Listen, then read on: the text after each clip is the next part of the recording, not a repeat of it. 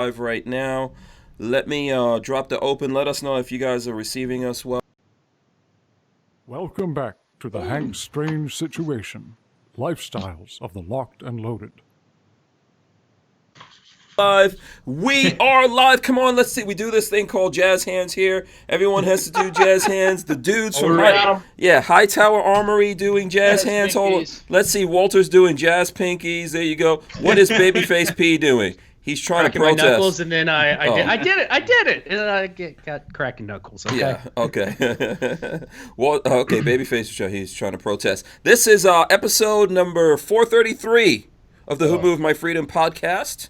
Hope you guys have your big girl panties on tonight. We've got Hightower Armory here. They're talking bullpup kits, of course. Do you guys make anything other than bullpup kits?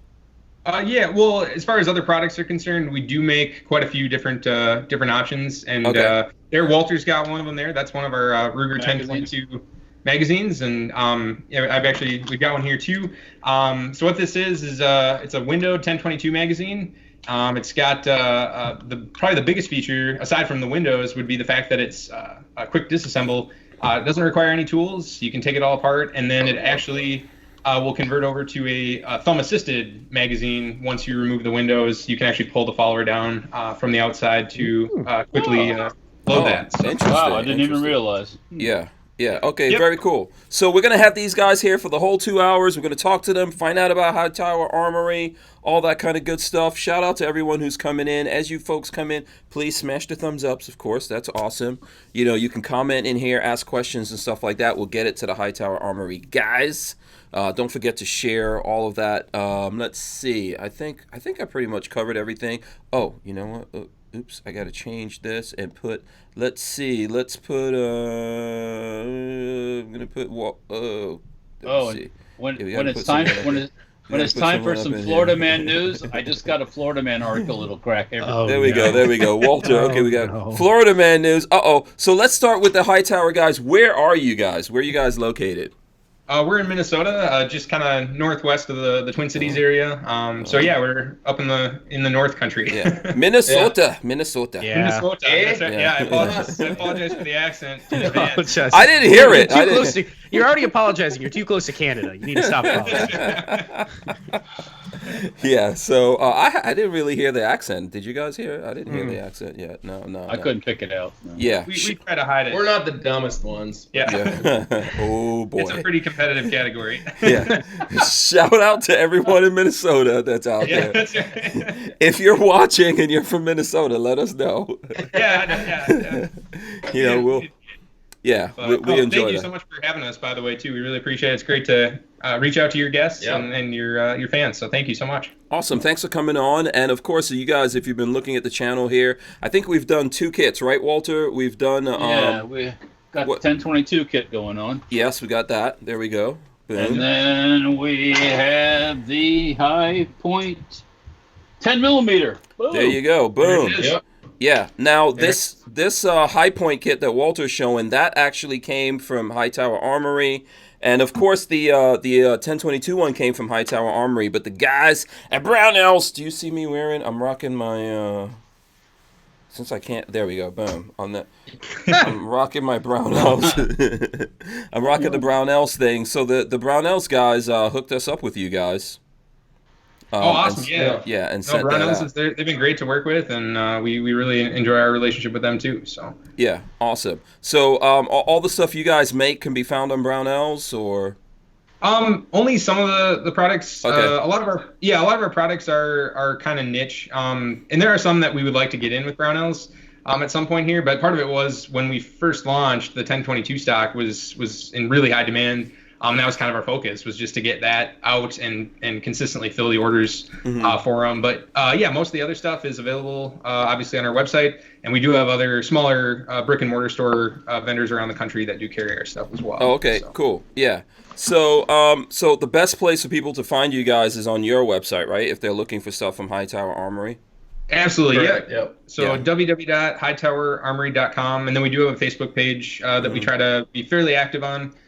We have an Instagram and a YouTube as well. Yeah. We were talking about before the show, as far as our social media goes, we aren't super big into it and super. I know we need to do it more, but part of it is we're a small company, and so for us, it's it's all kind of run in-house, and to take time away from the actual production to follow up on that can be hard sometimes. So, but yeah, the best way to probably get a hold of us is to either call us directly or email us. Our email address is just info@hightowerarmory.com. Oh, okay. All right. So, what you guys are saying is you are on. I see you guys are here. You're on Instagram. I'll throw this up. Let me see if I can get this up there. Boom. There's Hightower Armory on Instagram. For anyone who's looking, it's just Hightower Armory, all one word. And then you guys said you're on Facebook as well, right? Correct. Yep. Okay. And if anyone out there has any of your products or they're interested and they want to maybe get some questions that they can't find answers to, do you guys have a good way that the folks out there can reach out to you? Absolutely, yeah. So our Facebook page is a great resource. Our website, of course, too, we have our contact information there.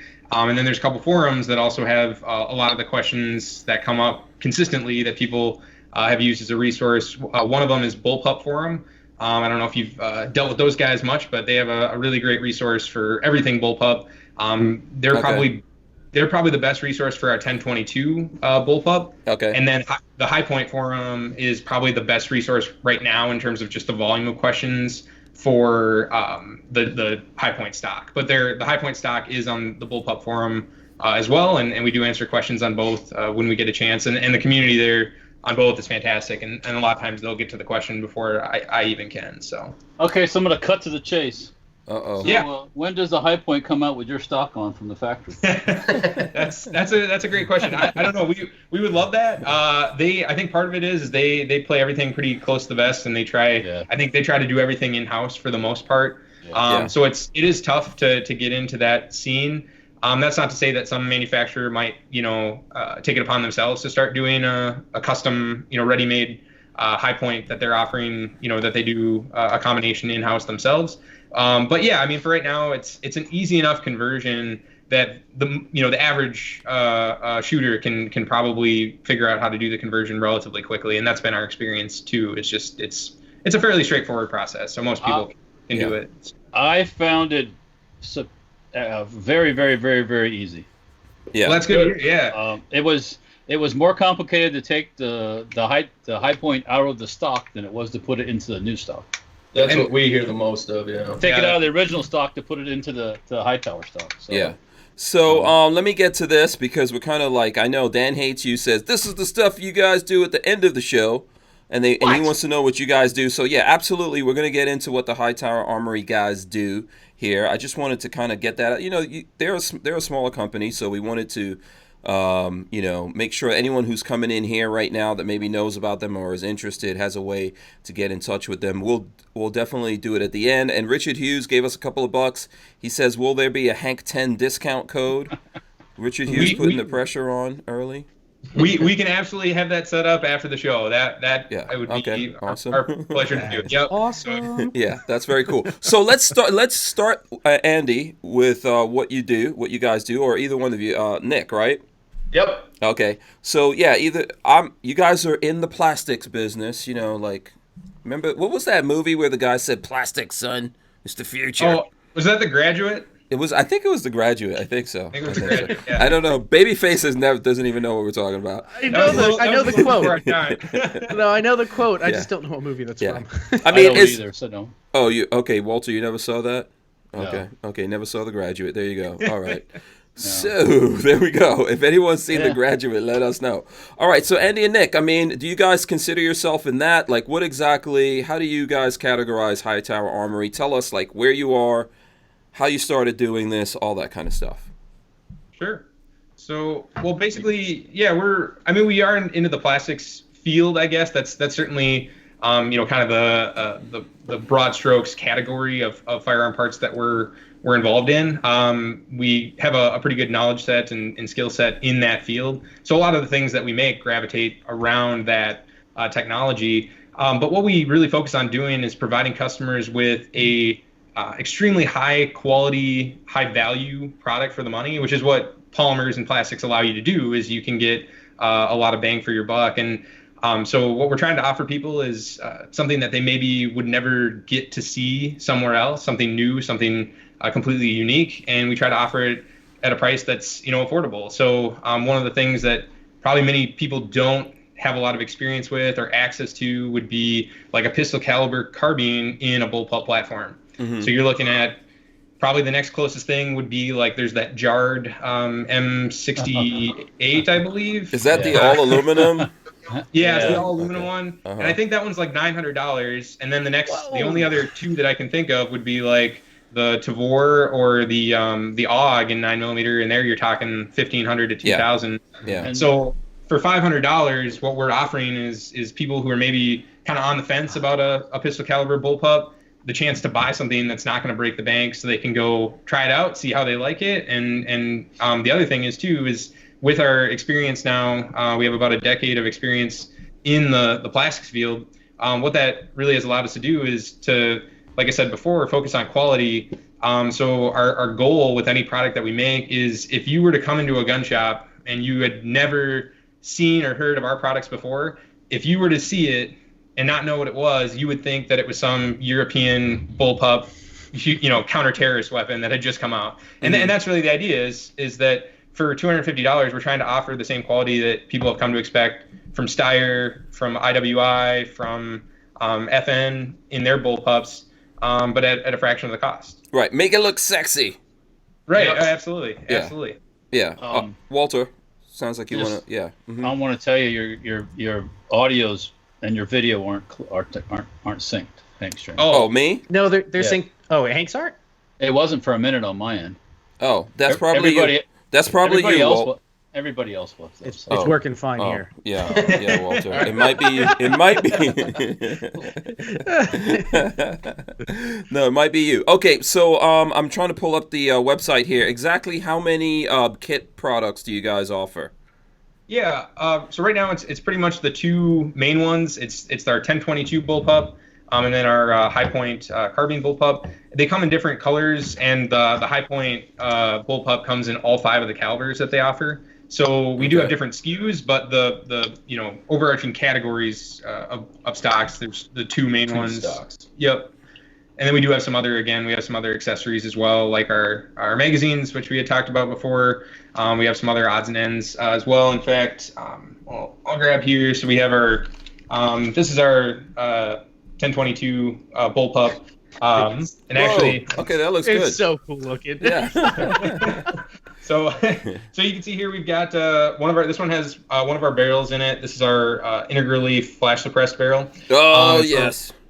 Yep. So we made these because right about the time that we launched our 1022 bullpup, Red Jacket Firearms had just come out with theirs as well, and so it was just kind of a weird, bad stroke of luck for us. Where here we had been working on this thing for several months or maybe even a couple years at that point, and they announced that they're coming out with theirs. So at the time it was like, oh man, we're not going to be competing with the Sons of Guns people, and so in a weird way it maybe helped us too, because the entire bullpup scene kind of started to blow up about that time in the early 2010s, and so it ended up working out okay. And then that's when we came out with our barrels, and the idea of the integrally flash suppressed barrel is that it gives you a flash suppressor that's basically it's not even pinned and welded, it's actually machined to the blank itself, and what that does is it gives you the shortest overall length that you can possibly have for a bullpup without an NFA stamp. Okay. And then you get the flash hider, pinned to it basically, or machined into it. So that's why we came out with those, and those are available on the site as well. All the metal products that we sell that are steel, we go with a melanite finish, which is kind of becoming the standard for the industry. But when we first came out with our barrels, we were, I think, one of the only people in the 22 rimfire field that were doing the melanite finish on rimfire barrels, which as far as wear is concerned, there's obviously not nearly as much as there would be on, say, like a 5.56, but when it comes to cleaning, we noticed a huge advantage towards getting the lead fouling and the copper fouling from the plating process off the barrel. So there were some big advantages to it. Now there's other players in the industry that are doing melanated barrels, but early on, yeah, we were one of the first people to be doing that, and we noticed some big improvements and gains for going that direction. Okay, cool. I don't know if you guys have any questions out there. Just feel free to jump in, Walter, Babyface. The price on the barrels are, let me see, I'm trying to pull it up on the website. So. What's the rule on barrel length for those things? Because I know if you go under a certain, it's an SBR. Over, it's fine. Correct. How does that work? So on our 1022 stocks, to keep it as short as possible. In fact, I'll grab it again here. To keep it as short as possible from the. I'm sorry, that thing is so cool looking. I just love it. Thank you. Appreciate it. So from the buttstock to the barrel or the muzzle is 26 inches. In order so you guys are right at. Yeah, so in order to achieve that, you need at least an 18-inch barrel to do that in our stock. Some of the other kits out on the market require an 18.5, which is what the standard 1022 comes with. But because so many 1022 barrels, aftermarket barrels out there are the nominal 18, we designed ours to fit not just the 18.5, but also the nominal 18. Nice. So so that's why ours, when we first offered our barrels, we sold them in both the 18 and 18.5. We've since just moved to just the strictly 18 because most of our sales are either to people that don't have the stock at all or people that have our stock specifically. So they can find them in 18 inches for most of the styles that we offer. Okay, yeah, that's the reason why the one Walter has over there. Let's see if we can get Walter to throw that one up. So yeah, this one Walter has, this is actually SBR. Yeah, that's a nice one. Yeah, Walter's got the SBR joint right there. Very cool. So, are you chopping that down more, Walter, or you like it like that?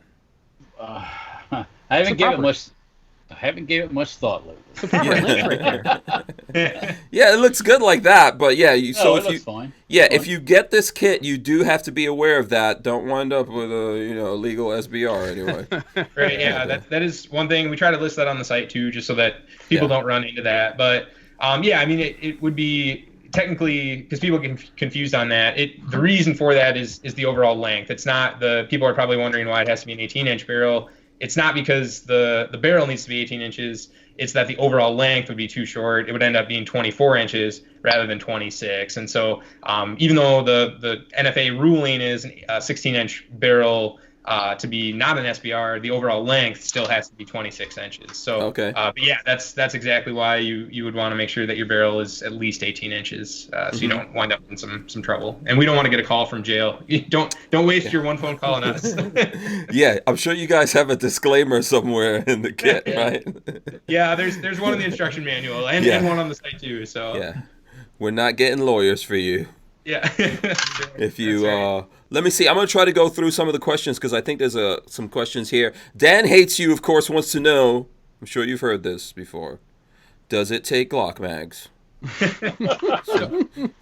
As much as we would love to say that it does, the big issue, and when we designed it, for people that aren't familiar with this product, I'll go ahead and pull one up here. Safety check, just make sure. So basically on this product, what we did was we designed the mag well to be removable, so that you can actually pull out. There's some inserts that are integral to that. They're screwed into that mag well, and what that allows us to do is down the road is we could theoretically put in a double stack magazine. The issue, so that's the long-term goal. And the issue though that we're running into is that the high point receiver itself is not designed in such a way that a Glock mag or a Smith & Wesson mag would fit into it, because there's a narrow channel that the single stack mag fits into for about an inch and a half that goes directly up into the breech area. And so if it were any wider than that, it wouldn't fit. So long term, what we're looking at here is either one, doing some type of a mag on our own that would fit that shape, or, which this is the new rumor from High Point, they've got their new Yeet Cannon 9 that's coming out, and that supposedly will have the option for a double stack magazine in some of the models. Is kind of some of the rumors that we've heard. That's what we've heard. So I don't know. Again, we'll see what happens. That was the myth that we had heard, that potentially there was Hightower Armory guys, breaking news here. All right. Well, don't quote me. No, we're quoting you now. It's too late. Don't quote me. I didn't hear that directly from High Point. That was just some of the rumor early on. Yeah. So part of it is if they do end up coming out with some type of a double stack magazine where it goes from that single stack out to a flared double stack magazine, then you would theoretically be able to put that into our our stock if we make the appropriate bushings for that. So that might be something you see down the road, but for right now, you're kind of stuck with. In fact, I think we've got the Red Ball mags here, and they're great mags. They work well, and you get 20 rounds. They're a little bit longer. Yes, show that up. Put that closer to the camera so folks can see this out here, and then explain exactly what we're looking at. Yeah, yep. So what you're seeing here is it's a 20 round single stack magazine from Red Ball Sports. They're great. They run really, really well. We've had great luck with them. They come in both 9 and 45, I believe, right now, and I think they are working on the 10 millimeter and a 40 as well.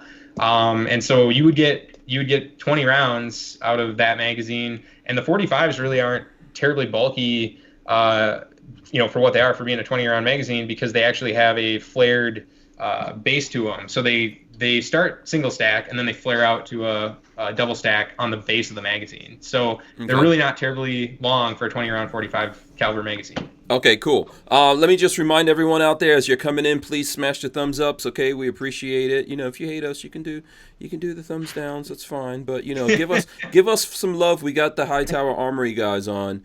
Let me see. Dalton Schaefer wants to know if it's available for 10 millimeter. So I know that the kit is out for the carbine, right? Kit is out. That's correct. what. Yeah. Well, That's what Walter did. I have one, yeah. Yeah, Yep. Walter, you can throw it up there. Go ahead. Boom. There we go. Walter, All right. So my question is, okay, and you guys gonna probably just wink or nod if the answer is yes. You're gonna make a mag that fits this profile, right? That would be the idea. Yeah, it would integrate into that. We have some plans or preliminary drawings that we're working on right now. But like I said, part of it is we're waiting to see what High Point does. If they do, in fact, come up with their own double stack magazine of some kind, we would want to make it universal, because part of the challenge that we're running into would be that if we design this magazine, it would be specifically for our stock, and that would be a pretty big expense for something that's, you take kind of a niche product already, and then you go even more niche in a magazine that only fits that. So what we're hoping is that if they do come out with something, we can make it universal, where whatever we make would go to their handguns, and then if they do a double stack carbine, then we could sell mags for that as well. Right. So it would be, we could share the cost that way. So otherwise the mags might be prohibitively expensive for the average user that would be looking to buy them. So right. So I'm not trying. Actually, I am trying to deep dive into this rumor about the yeet cannon here. So you guys are thinking that High Point is going to, with this new yeet cannon, it's going to be a whole new platform we're looking at, or they're going to make a magazine that's backward compatible with the old guns? I don't think it would be backward compatible, because the magwells they're single stack on the old one. So if anything, it would be a new one going forward. And again, that was just some of the rumor that we had heard, and until it launches, we can't say for sure.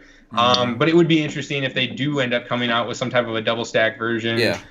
Because then that's part of the reason too that we want to be careful about making anything in advance, because if it doesn't work, now people are going to have to kind of make that choice between, do we want the Hightower style? Do we want the High Point factory style? And we're probably not going to win that fight. So, we're kind of in a holding pattern now to see what they do. See if we can get our hands on something if they do come out with a double stack magazine for it. And they may not. Maybe it will just be the yeet cannon will just essentially be a slightly modified, their 9mm compact. So, time will tell if that's the direction we go. Yeah. But right now, our main focus is just getting as many stocks out there as possible, so that when we do end up looking into the magazine, that there's going to be a base for it that would make it a profitable product for us to pursue. So okay, maybe a kit for the yeet cannon to make it into a little pistol, like a micro Ronnie or something. Yeah. Come on. I'm just saying. No, it might, there might be some market for it, but I mean, most of what we focus on is rifles, and I think not, again, don't hold us to this, but probably one of the next directions that we get a lot of requests for, and we'd be already well equipped, and we've kind of explored it a little bit, would actually be like the Ruger PCC. Is another one that's a really good one. Yeah, they do, and what's nice about it is that it would bullpup well. You're not looking at a whole lot of work to do that, whereas people write in and ask for like a bullpup AR or something. And yeah, there's some we're getting to those questions. Trust me, we're gonna get there. it just doesn't work on something. So I mean, down the road, a Ruger PCC bullpup might be something you guys see from us. There's a lot of different directions we can go with this, and there's a lot of different firearms we get requests for. So it's hard to say which direction it will end up heading, but either way, we try to keep people posted on our Facebook. Whenever we have like an early prototype that we're looking to release, we'll generally drop it there first and kind of feed some red meat to the base. So right. So why not? Okay, go ahead, Patrick. I was gonna say, are you guys thinking about expanding the P90 to other already listed platforms? Doing the P90 for any of the high point stuff? Yeah, it's possible. The PS90 shape is kind of tough to let's see here. So obviously we got kind of a PS90 inspired design here. That's really what it's intended for too. Is people that maybe have a PS90 and want to do some training that's not so expensive. Or people that maybe they've never had a PS90, never even dreamed of getting one because it's like, well, I don't really want to spend $1,300 and 30 cents a round to shoot a 22 Magnum, more or less. And so, yeah, I mean, it might be something that you see, but kind of early on when we were first developing it, our thought was, okay, people are going to want this as a training gun, because there weren't really a whole lot of clone rifles out at that time. Like when we first started doing this, really the only one that was in the field was the Archangel 5.56 for the 1022. That was one of their stocks, and then Tapco had their T6, I believe they called it. Oh, Tapco, don't say it. Sorry. No, I'm sorry. There's gonna be a bunch of people out there like. Well, don't even mention the Tapco. No, okay, that's fine. Yeah, they were probably one of the first ones to offer like an AR style 1022 stock. And so our thought process was, okay, people are buying these as training rifles more or less. And so we thought, well, okay, the bullpup field, what's going to be the big one there for training purposes? And it seemed like the demand online was mostly for kind of a P90-ish bullpup. And then we were kind of debating too. It's like, well, what if we just did our own thing? And that's kind of what Red Jacket did. And it didn't seem to hurt them any to do kind of their own, make it their own animal. And I think that's what people really want, is they just want something that's unique and different. So like on the MBS 95, when we were doing the design for that, we didn't really worry about anything else out in the market that looked like that. It was always going to be its own thing, because we realized that it seems like people out in the market would rather have, let's say, functionality and usability over, say, maybe looking like something else. Yeah. There's definitely a training market, but for, I would say, 75% of our customers, the reason that they like the looks of our stock is actually because it's unique, because they're not going to find anything like it anywhere else. And what's cool about our MBS 95 stock is that a lot of people say like, oh, they tried to make it look like a space gun, or they tried to, intentionally make it look super futuristic. And when we were doing the design work, it was really actually just finding the simplest possible shape and styling that we could to make it do, purely focused on function. There wasn't really much stylistic stuff going on here. It was all based around function. We actually cut away a bunch of stuff to kind of streamline it from the original and from the very first prototypes. It looks good. It looks good. I mean, Walter. Yeah, that was the first thing Walter said, right, Walt? When you got it out of the box. Well, that was the first thing. Yeah, it's very nicely made, very sturdy. And yeah, the other thing is the plastic doesn't feel like garbage. It doesn't feel like the high point stuff. It feels good. Yes, exactly. And that comes from the. Oh, go ahead. But I think somebody there is probably an XM8 fan. Actually, there is some XM8. Busted. Yeah, right here. Okay, right here. Let's see, Walt. Yeah, right here. There. Okay. The boot is similar to an XM8. I've got an XM8 poster up on the wall here. Yeah. From back when HK was handing them out at the SHOT Show and stuff. Mm-hmm. I don't know if you can. You got to get one of those Tommy built or whatever for like $4,000. Let's see if Walter can actually get that. Can we see it? I don't know if you. Okay, I'm going the wrong way. Yeah, there you go. Yep. Yeah, I can kind of see it behind the. You got some Humvees and stuff in the way of it. Yeah, I got all kinds of stuff up there. Yeah. But yeah. So that's been up on the wall since they handed those out, and of course the XM8 was nothing but a plastic G36. Right. Yeah. So exactly. and it had lots of problems, melting and things like that. So yeah. When you run a full auto string through a polymer bodied rifle, you tend to run into issues sometimes. But I do like the way you use metal for the Picatinny rail stuff. Yeah, yeah. Because a lot of people would just throw molded plastic on there, and it's like after a while it just don't work. Yeah, it won't work. It's going to deform. It's going to deform. Once it heats up and all of that. Yeah. Absolutely, yeah. No, we try, and that's something we did back on our original, the 9022. Very, early on, we just made that decision where it's like, no, people are going to want an aluminum rail, so we integrated an aluminum rail to that, and then we carried over that same concept to this design. And part of it was too on the let's see here. Actually, I'll grab this one. On the MBS 95, part of the reason that this lower rail needed to be metal, or that we wanted metal, was because it's also an integral mechanism to the whole takedown operation. Yeah. So there's a lot of stress on this part when it's, especially if we're made of plastic, it probably wouldn't hold up the best. So to take it down, for anybody that hasn't seen, there's a latch here. You just pull that back, rail opens up, and there's a tooth on here, and that's essentially what holds the whole kit together. And then after you get that unlatched, then that's easy peasy. Yeah. So that's the upper assembly that comes right off. That's the first time I've seen someone do a kit and build in a way to get into the gun easily in the kit. That's actually, kudos to you guys on that one. Oh, thank you. Yeah, we had a lot of feedback from our customers early on with the 9022. We learned kind of early on that people wanted to see a quick disconnect or quick takedown method of getting the rifle assembly out of it, and that's something that we decided, okay, we better make that a focus of this next kit. And it happened too that the high point stock worked out well for it because it didn't have a trigger guard integral to the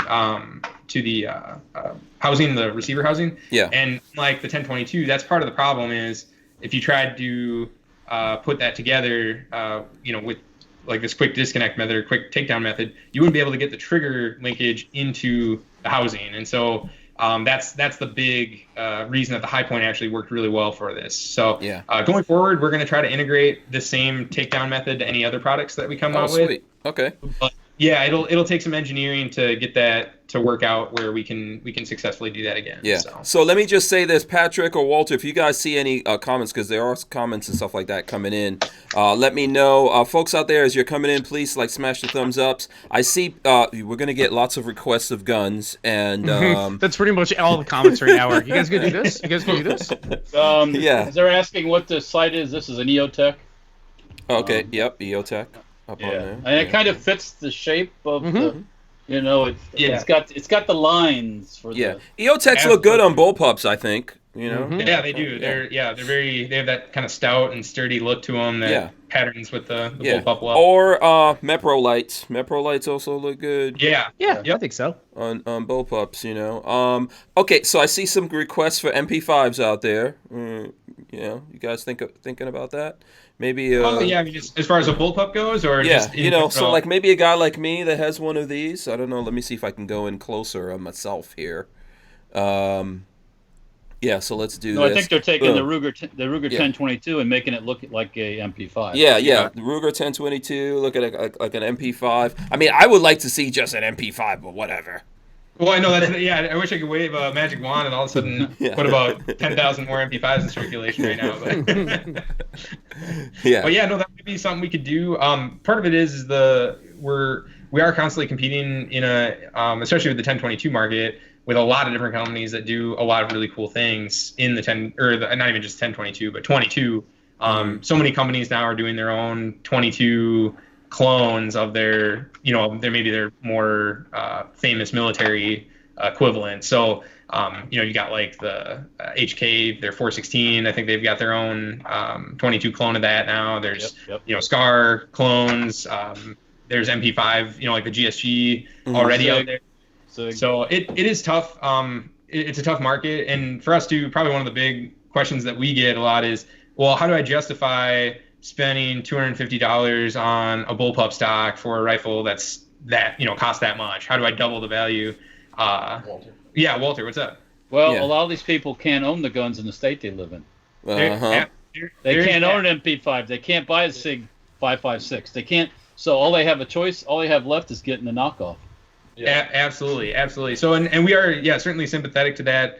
And so part of the challenge they're up against then is the cost. So making something that competes with the GSG. If you already have the 1022, it's a little bit easier. But if you're somebody who has to go buy a 1022 and then a stock for it, it might be more than a GSG out of the box. And so that would be tough. Yeah. It is tough. And so when it comes to the stock itself, like I said before, we do run into a lot of people that are they're struggling to justify. It's like, well, how do I spend $250 for a stock?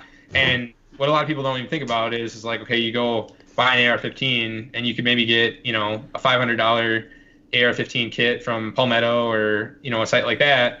People don't bat an eye about putting a $250 precision rifle stock from Magpul on it. And when you look at what goes into one of our stocks to make it versus say something like the precision rifle stock or a UBR or something kind of in that same price range, there's considerably more going on here in terms of material and labor and time. And so we're not over here getting rich. We're not trying to jack our prices up and enormously high. Bullpups just generally cost more money because you have more things that go into making a bullpup work. So yeah, I mean, so molding. I mean, I don't know if we wanted to get into it here, but creating a mold is expensive, or am I wrong about that? Or Very expensive. Yeah, you're absolutely right. It's a very expensive process, and typically it's tens of thousands, if not hundreds of thousands of dollars to complete an entire mold. To do like a bullpup stock might be that much easily because it's all custom machined, so it's hours and hours of time to trial and error and.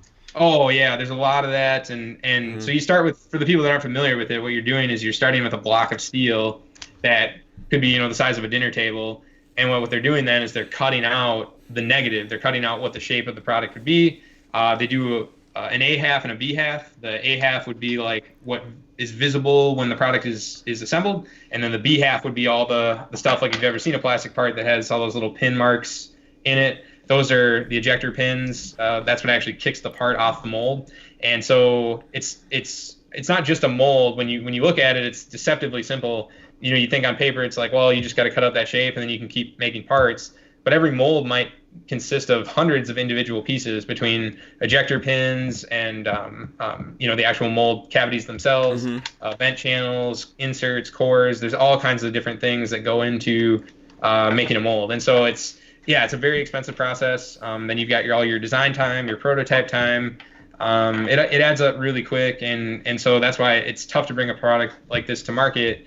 And that's why, generally speaking, you're not going to find very many bullpup conversions for anybody. I mean, if you, not even just us, but if you look across the market at different companies that make bullpup conversions, they're almost always between $200 and $300 for a quality kit. I think I've seen some expensive ones, like closer to $1,000.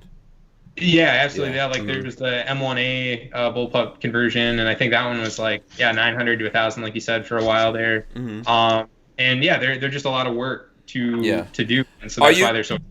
Are you guys are your molds getting made here in America? Is it overseas? What's the? Yeah, we try to do everything here for the most part. It's hard to say where a lot of stuff comes from, in terms of like steel and material. But all of our stuff we mold right here in Rogers. So it's fun. We don't actually own the equipment. We use a shop that does molding for us. And what's cool is we have a really good relationship with them. So we're over there almost on a weekly basis, basically running. We'll a lot of times run our own stuff, and do it that way. So it works out well for us to do it in kind of using another business to do it, since the molding, the molds themselves are expensive, but then on top of that you throw in the machines that would actually do the molding, and now you're talking maybe $500,000 or something to get a machine that can do that. So it's definitely an involved process, but it's a lot of fun. And once you get it kind of dialed in, then it's super easy, because now you can just let it run, and it makes parts quickly, which is the benefit to it. So have you guys gotten into any sort of 3D printing for like testing prototypes and whatnot? Oh yeah, absolutely. Yeah. Pretty much each item has been 3D printed. That's how you get your start. Okay. Yeah. Okay. Multiple times usually. Too. Yeah.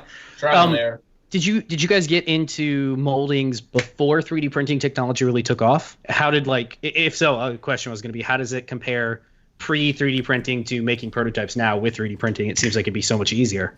Yeah, and when we first kind of started doing the 3D, and even just our first prototypes, it was already a technology that was available. There was design companies that had that ability, and that's generally who we go through.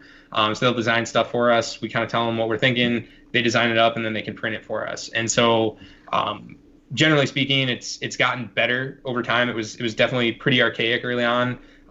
It was for those of you out there who are familiar with the process. We use mostly FDM, which is what it's doing is actually printing layers, individual layers of ABS plastic, and there are certain limitations to that. It's not super accurate in terms of its consistency with the real world product, because it is laying down individual strips, and so it can only get so much resolution for the real thing. And then the other negative to that is that it also tends to fracture. Yeah, it wouldn't have a lot of structural integrity like that. I would exactly. assume. Yeah, it wants to split, kind of like wood. It's got grain to it, and it wants to tend to fracture apart. So if you were to shoot it with any degree of consistency, it would break down over time. And so that does make it challenging. But as far as fit and function, it's really good. It can give us a pretty good indicator right away. And the trouble is, we'd rather do it that way, because if you screw something up, let's say a mold costs $10,000. If you screw it up bad enough, you can spend almost that much trying to fix it. So you really wanna make sure that you get it dialed in. If you forget the QD points, it's gonna be some problems. Right? Yeah. Not so easy to get those QD points back in there. Walter, are you trying to come in here? Say something? No, I'm just now you said QD points. Boy, Walter's looking. Walter's looking for the QD points. I'll save him the trouble. We don't actually have QD points directly in this, but we do have. I'll show you here. It's got 8 M-lock slots. So see that. That makes it even better. Yeah. So you can. Oh, you know what? I didn't even notice that. Yeah. So you got one at the heel on both left and right. So this one is wearing an M-lock QD mount. And then there's also 3 across the top as well. So you guys sell those QD attachment? Okay. That's cool. We don't sell. Oh, you don't. Okay. So we can just get those anywhere else then. Okay. Exactly. Yeah. So for us, it's and that's part of it too. Being that we are small, we're not selling to thousands and thousands of customers. So for us, it's hard to make a profit doing even a few hundred or a few thousand, making a few thousand QD mounts at a time if we're not selling to huge swaths of the market. So that's why we went with the M-lock option. So now you can put rails. Let me tell you something, man. That is actually a pretty badass idea. I wish more people out there with a lot more resources than you guys would get up on that. Because, the Keltec RDB, I'm not trying to knock it, Keltec guys, before you get crazy. I have one. It doesn't have any of that. It would be nice if they had that, right? You could easily add that stuff. Yeah, and that's the idea, because a lot of it is too, not everybody is going to say be ready to adopt or maybe geared up to adopt the QD mount system. Maybe they prefer just the 1-inch nylon webbing. So if we were to make a bunch of QD inserts and have them pre-molded in our stock, it would raise the cost across the board for everybody, including the people that had no intention of using them. So the nice thing about the M-lock is it lets us keep the cost lower, and if you want them, then you can add them, and you're not stuck with using just webbing. And we do have on our website too, we have a sling, and I'll give Crusader Gear LLC a shout out. They do all of our soft nylon products, and they do a great job. They make awesome slings, and we have their slings available. It's custom made to fit the M-lock slot. It doesn't use the M-lock really in any way, but it actually just fits into the M-lock slot like a standard sling, mount would. And yeah, they're great. They're great little slings, and they're affordable too. So I think they're $34.99. And they work on a bunch of different rifles as well, but they were designed specifically for this application. Okay, so on the website, I see. Let me see. I'll pull it up here so people can see what I'm talking about. You've got the looks like the flat dark earth version of the MBS 95. Why does it say limited time? You guys aren't making a bunch of those, or what's? Go ahead and hold it up. So yeah, Nick's got one. Oh, okay. Hold on. Yeah, I've got you guys. So yeah, so early on, we typically all of our uppers we have an upper and a lower part of the stock, kind of like a AR, but not obviously the receiver. And the idea is that we can, when we first came out with it, we could make it more efficiently if we didn't have to stock a different color upper for each kit, if that makes sense. So what we do is we would just make them all black across the board, and then match it to the lower that the people wanted. And we were kind of debating early on. It's like, well, it would look kind of cool if we did an all flat dark earth or an all OD green. So we just made a limited run of them just to see what sales would be like if we did that. And so far it's going pretty well. It may be something that we offer long term, but for our purposes, it's easier just to stock just one color upper, and then the lower is the only thing that we swap out depending on what people want. So, okay. But yeah, it might be something you see long term, and we may expand it to other colors too. But it's hard to say right now if that would be something that will continue. I don't know what other colors exist in the world, but I mean, I'm sure someone's going to tell me. So ideas. I don't know if you guys see any comments. I see lots of people with ideas here. There's a lot of comments. Let's see. Special K says, is there going to be a SHTF 50 bullpup? They should call that the Hank. I agree. Archangel. Let me just make comments that I don't do 50 cal next to my head. Sorry. Yeah, that's probably smart. I've seen enough failures online to know that'd be a bad idea. Yeah. Yeah. Okay. That's gonna be a very heavy steel plate. It would have to be. You know what, Walter? Actually, listen, Walter. Okay, so I argue with you a lot about like the bullpup thing, right? Because I'm a fan of bullpups. 50. Yeah, that probably needs to be all metal. I should put one together just for you. No. That's all right. That's okay. Yeah. All right. I see that. But so, what's the other ideas? I know people were a Mac 10 bullpup. Mac 10 bullpup. I'm trying to picture that. Dan hates you with that idea. Mac 10 bullpup. Yeah. What? Mac 10 is already tiny. I don't know what we need on that one. By the way, guys, don't forget to smash the thumbs up as you're coming in. Okay, the pants says a Keg 12 bullpup kit. Walter, what do you think about that? That's been done already. That's just bought like a Mossberg shotgun bullpup. Yeah. Okay. Yeah. True. I think Bullpup Unlimited is a company out there that's making a bullpup shotgun. Yeah. So and that's the thing. It's long term. Not that we're committed just to the bullpups. That was kind of something that we've always, or at least speaking for myself, I just found bullpups to be more fun. I think there's something unique about shooting a bullpup that until you do it, you really can't explain why it's more fun. But that's just my personal view on it. I enjoy the way they feel, the way that they handle, everything about them I've always really liked. And so being a bullpup fan, that was kind of the direction we wanted to take it. Okay. But that's not necessarily something that we're tied into, that it would have to be, a forever, that's our niche. We could do some other stuff, but part of it is the market is very, very saturated when it comes to, kind of more of the standard pattern, the AK, AR. There's a lot of players out there that are doing some really cool stuff. So it's easier for us to break into the more niche scene with bullpups. So you're not going to do a shotgun because people already have shotguns out there. I know there were some people asking about that. Yeah, more than likely. It's not that we're discounting anything or saying that we'll never do something, because it's always a possibility. But like we were talking about before, because it is such a big investment, we have to be kind of careful about which direction we take the company next, because if we go into the wrong one and it's either already been done or no one wants it, then now all of a sudden we've kind of spent our money on something that's not going to go anywhere. So that's why the AR AK market would be safer, because that there's going to be some demand for it, but it's also extremely saturated. There's a lot of players out there already that are doing, like I said, a bunch of different unique and different things. So Billy Phoenix says Mini 14 / Mini 30 bullpup kit. Yeah, we get a lot of requests for that too. And that one is actually one that is feasible. It's certainly doable. There's nothing, there's no mechanical stuff going on in the stock that we would harm it in any way to ditch it. The other one that we get a lot of requests for would be like an AK or SKS pattern. Now there is a couple SKS options out there, but it's such a inexpensive rifle and it's so popular that it's entirely possible that I think it wouldn't be bad for you guys to do an AK kit. I mean, I know Century Arms had some. I have an AK-74 bullpup kit that Century Arms put together.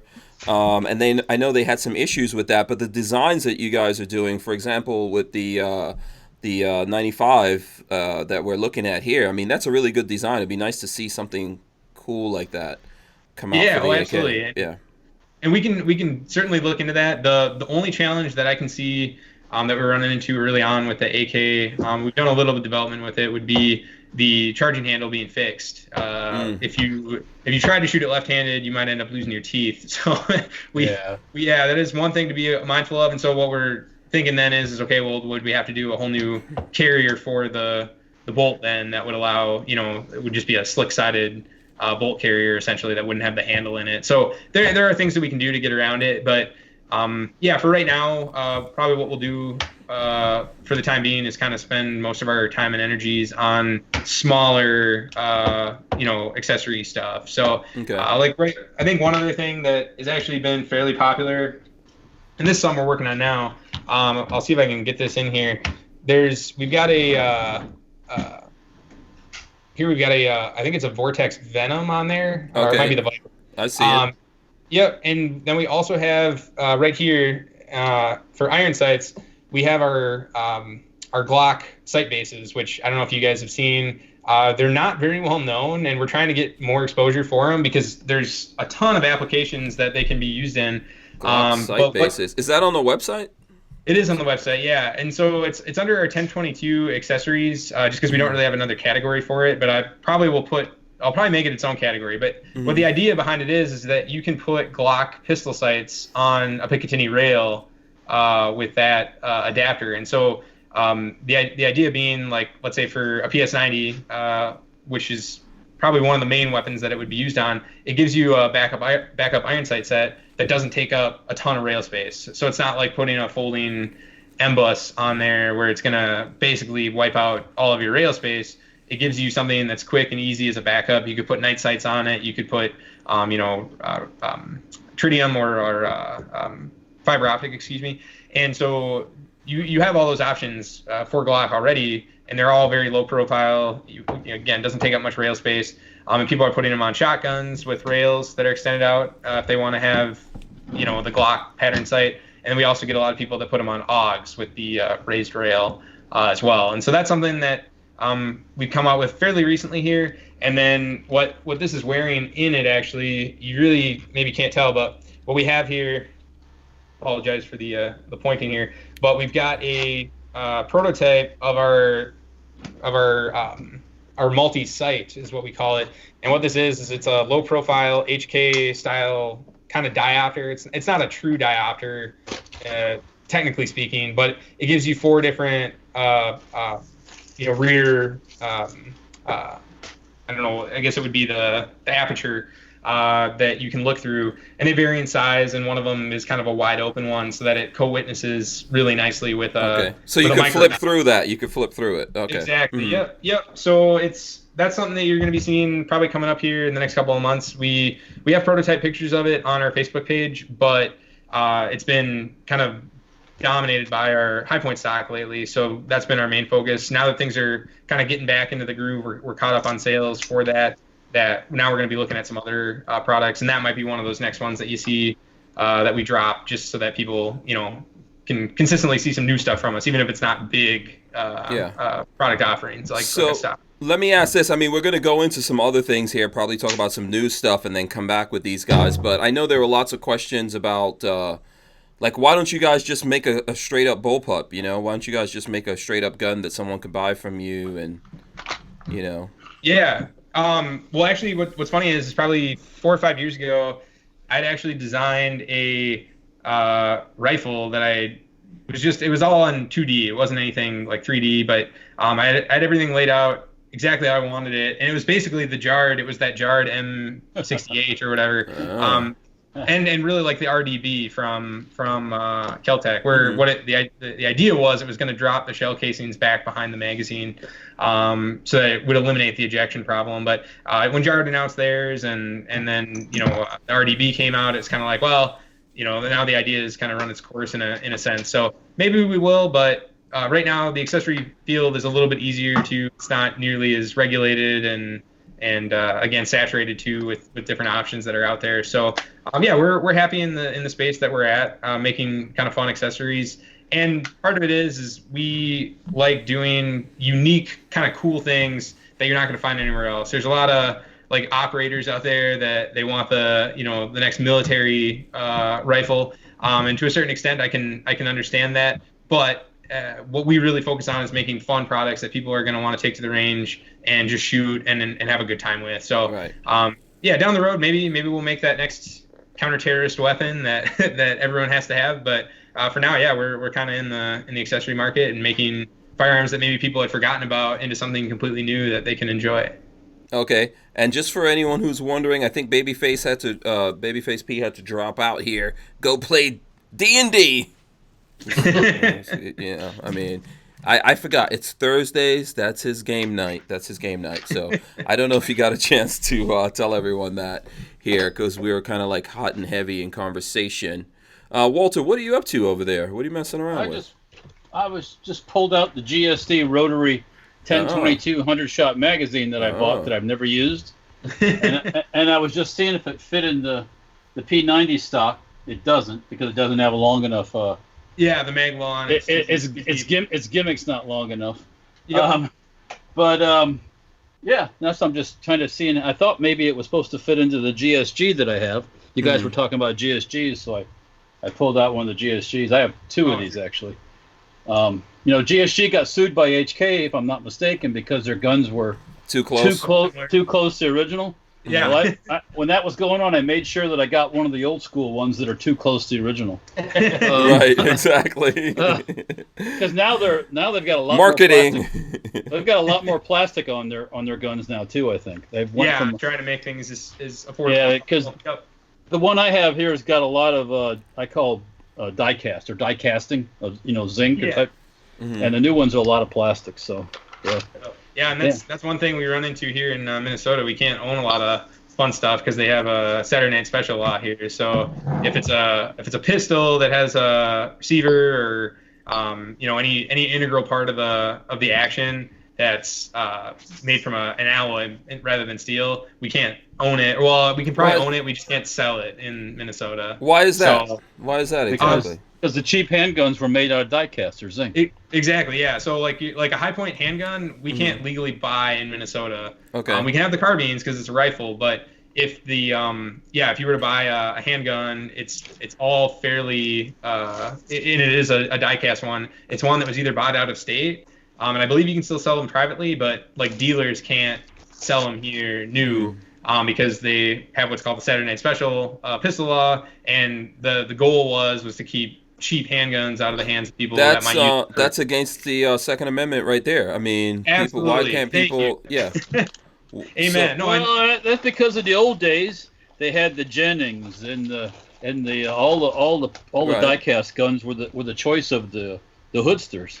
Yeah, but they were cheap. They were throwaway guns. So. Yeah, but still, I mean, the people deserve to have, the people should have guns, even if they can't afford it. They should be able to. So you guys can or cannot. I'm assuming you can have high points there. Yeah, we can have the carbines here, but not the. I mean, I think you can own it. I don't think there's anything against owning a Saturday Night Special. Okay.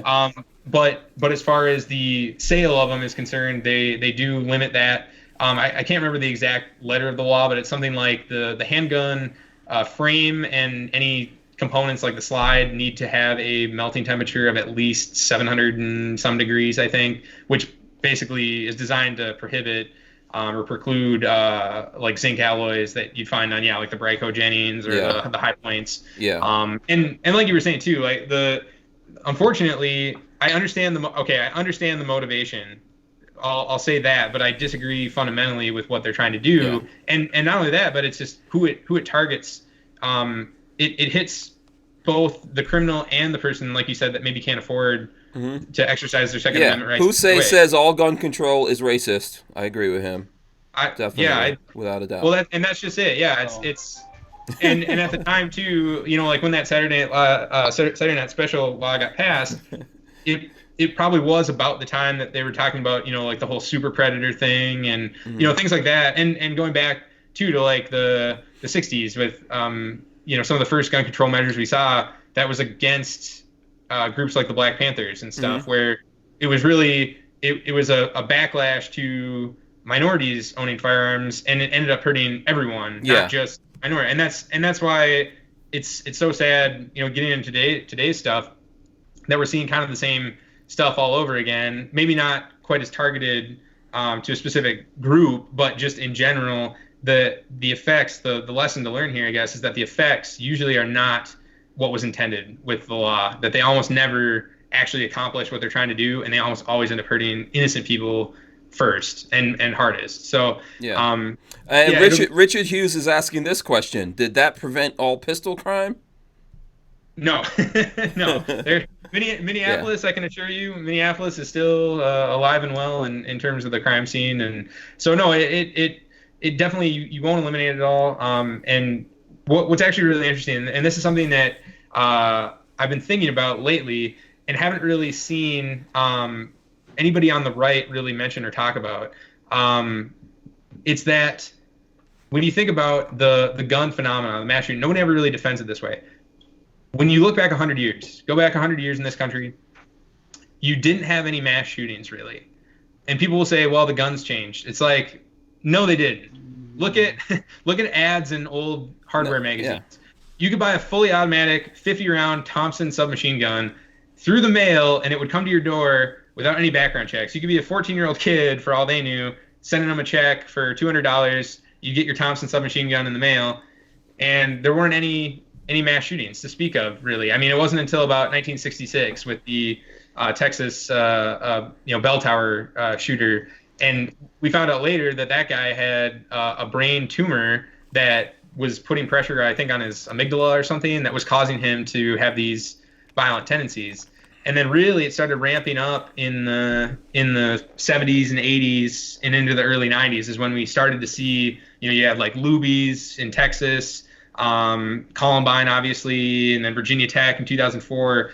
And since then, it's kind of been ramping up. But we don't really ever talk about, I don't see many gun advocate, conservative people that are talking about why we didn't have these mass shootings prior to, say, the 70s. Even though the gun technology hasn't fundamentally changed in the last 100 years. Yeah, I think we have that conversation here from time to time, right, Walter? Yeah, there's a lot of reasons, and some are not politically correct. Yeah. Well, I mean, that doesn't mean we can't talk about it. That's why the discussion is not being held. Yeah. Because right. And there's also a lot of drugs being handed out like candy now to people to fix them, Yeah. But there's a lot of other things that now you can't talk about because you might offend someone. So absolutely. Well, yeah, I mean, and if that's people need to just get offended, I think, honestly. We do have this we do have this conversation, right? Even with ourselves, we argue about it a little bit. We just try not to be. Look, here's something that I've been showing people this video. Let me see if I can pull it up right now. I've been showing this video. If you go on YouTube, I think it's been out here for a while. Okay, I found it when I search 1911 trip through New York City. Okay, and let me see if I could play this video while we're talking about it here. I'm going to skip through it. You mean 1911, the year? Yeah, 1911. In the year 1911, they're showing film. People wearing suits and hats and all that stuff. Walter, you know what? I always say you're not a genius, but you're pretty smart. But you should listen. I'm showing I've the seen footage. those, and you look at those old films, and you go, "Man, look how civilized." What was different? Was. Everyone, boys, boys, girls, men, women. Everyone had hats. They had suits. But there still was the ghetto then too. Absolutely, poor people had that stuff. The demographics were a little different of the ghetto back then, by the inhabitants.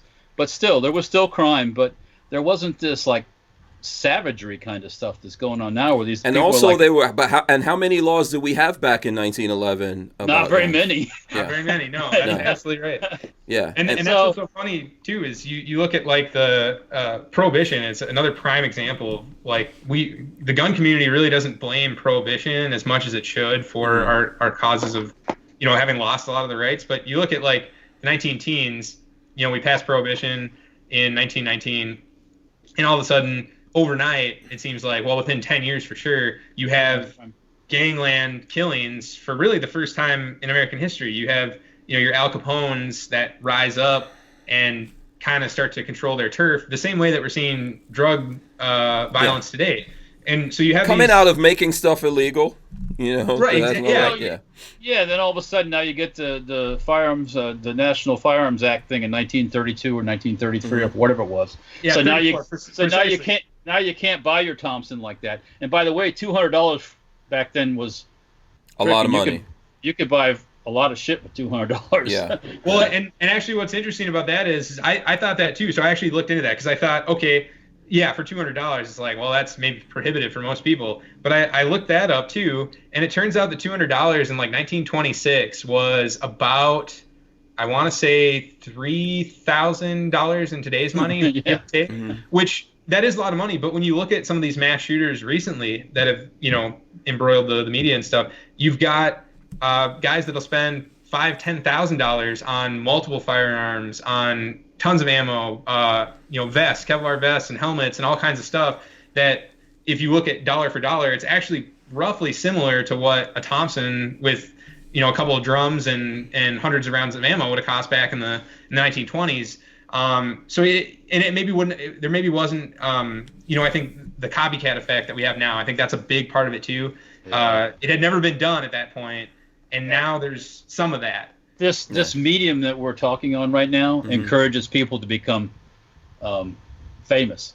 Oh, yeah. Absolutely. Yeah. Because they go out and they do their thing, and now everybody knows who Joe Schmo was. Before, nobody cared about Joe Schmo because he was the guy that everybody made fun of. The now 15 minutes of fame phenomenon. Right. Yeah. You know what's another thing about all of that fascinates me? If you go back and you look at in 1911 when we were looking at this, there were cars back then, but there were a lot of horse-drawn carriages. You had subways or you had trains and things like that. But the 1911 handguns really haven't changed that much since then, right? No, lots of other things have changed. We have that same technology. That's 108 years ago. Firearms have been around, I think, for I don't know. I looked it up before. It's like 1,000 years, right? I think. Sure, yeah. At least 1,000 years. Or whatever, yeah. Yeah, I think the Chinese invented something where basically you could put a spear in a tube and fire it out using gunpowder 1000 AD. So, yep. So yeah, they've been around a long time. Yeah, so all of these things have changed in our society, and when we have problems, we're like, let's change this thing that's been around 1,000 years that we can't get rid of no matter what we do. Yeah, because it's easier to blame that inanimate object than to blame the people or the group or the guy that crawls up in his attic after shooting 6 cops. Or the ones that come out in the street and throw rocks and stuff at the police when they're trying to get the bad guy. So until you address that, you're not. Yeah. Well, okay, and then right, and that thing going on, because I did see there was something in the news that a bunch of the public officials over there, the politicians in Philly, they want gun laws. Maybe you need to train police officers in Philly better. How to shoot. Yeah, maybe they need to get better training. Because they could have dispatched that guy with a couple shots, probably. Yeah. How do they turn that around? How do they turn that around when 6 cops go in there against one dude, and it becomes a fiasco? That's because you don't train these people properly. And a bunch of other things. Why couldn't you just get that dude when he's walking down the street? That's another thing. It was kind of like with David Koresh and all that stuff. Yeah. When the ATF went there in that big raid, they could have got. He always went into town and bought supplies. Well, listen. They could have grabbed him when he went and bought supplies. Well, also listen to this. I'm not saying this guy wasn't a bad guy, but okay. So shithead. Yeah, but listen, this is a narcotics thing. It's just like we're talking about prohibition. At some point here, these things won't even be illegal. You basically made something a crime, and then you're going after these people. And you're winding up in these situations because of things that maybe don't even need to be a crime, that you're making criminal, and then you're making people do a lot of bad stuff around it because you criminalized it. He was more than making drugs legal would not stop a lot of the criminals. I don't think that would stop criminals at all. I think people will still get robbed and all that. But I'm just saying, even this thing that you criminalized, you're not capable of handling. Someone said to me, "Oh, I'm wondering how they can't go there and make this narcotics bust. How are they actually going to come take all our guns from us?" Right. How's that? Well, wait. Now, see, you're dealing with a different type of person. Well, absolutely, yeah. A lot of people would give their guns up because they don't want to get shot. They're not going to start shooting the cops. Right. That's true. Gangbanger, drug dealer doesn't care about the law. He doesn't care about himself. Right. So, yeah. Before anything like that happens, and God forbid it does too. That's the other thing. There's I think there's a lot of people in the 2A community that are sitting at home just stroking their AR, just waiting for the day where it's like, oh man, it's starting.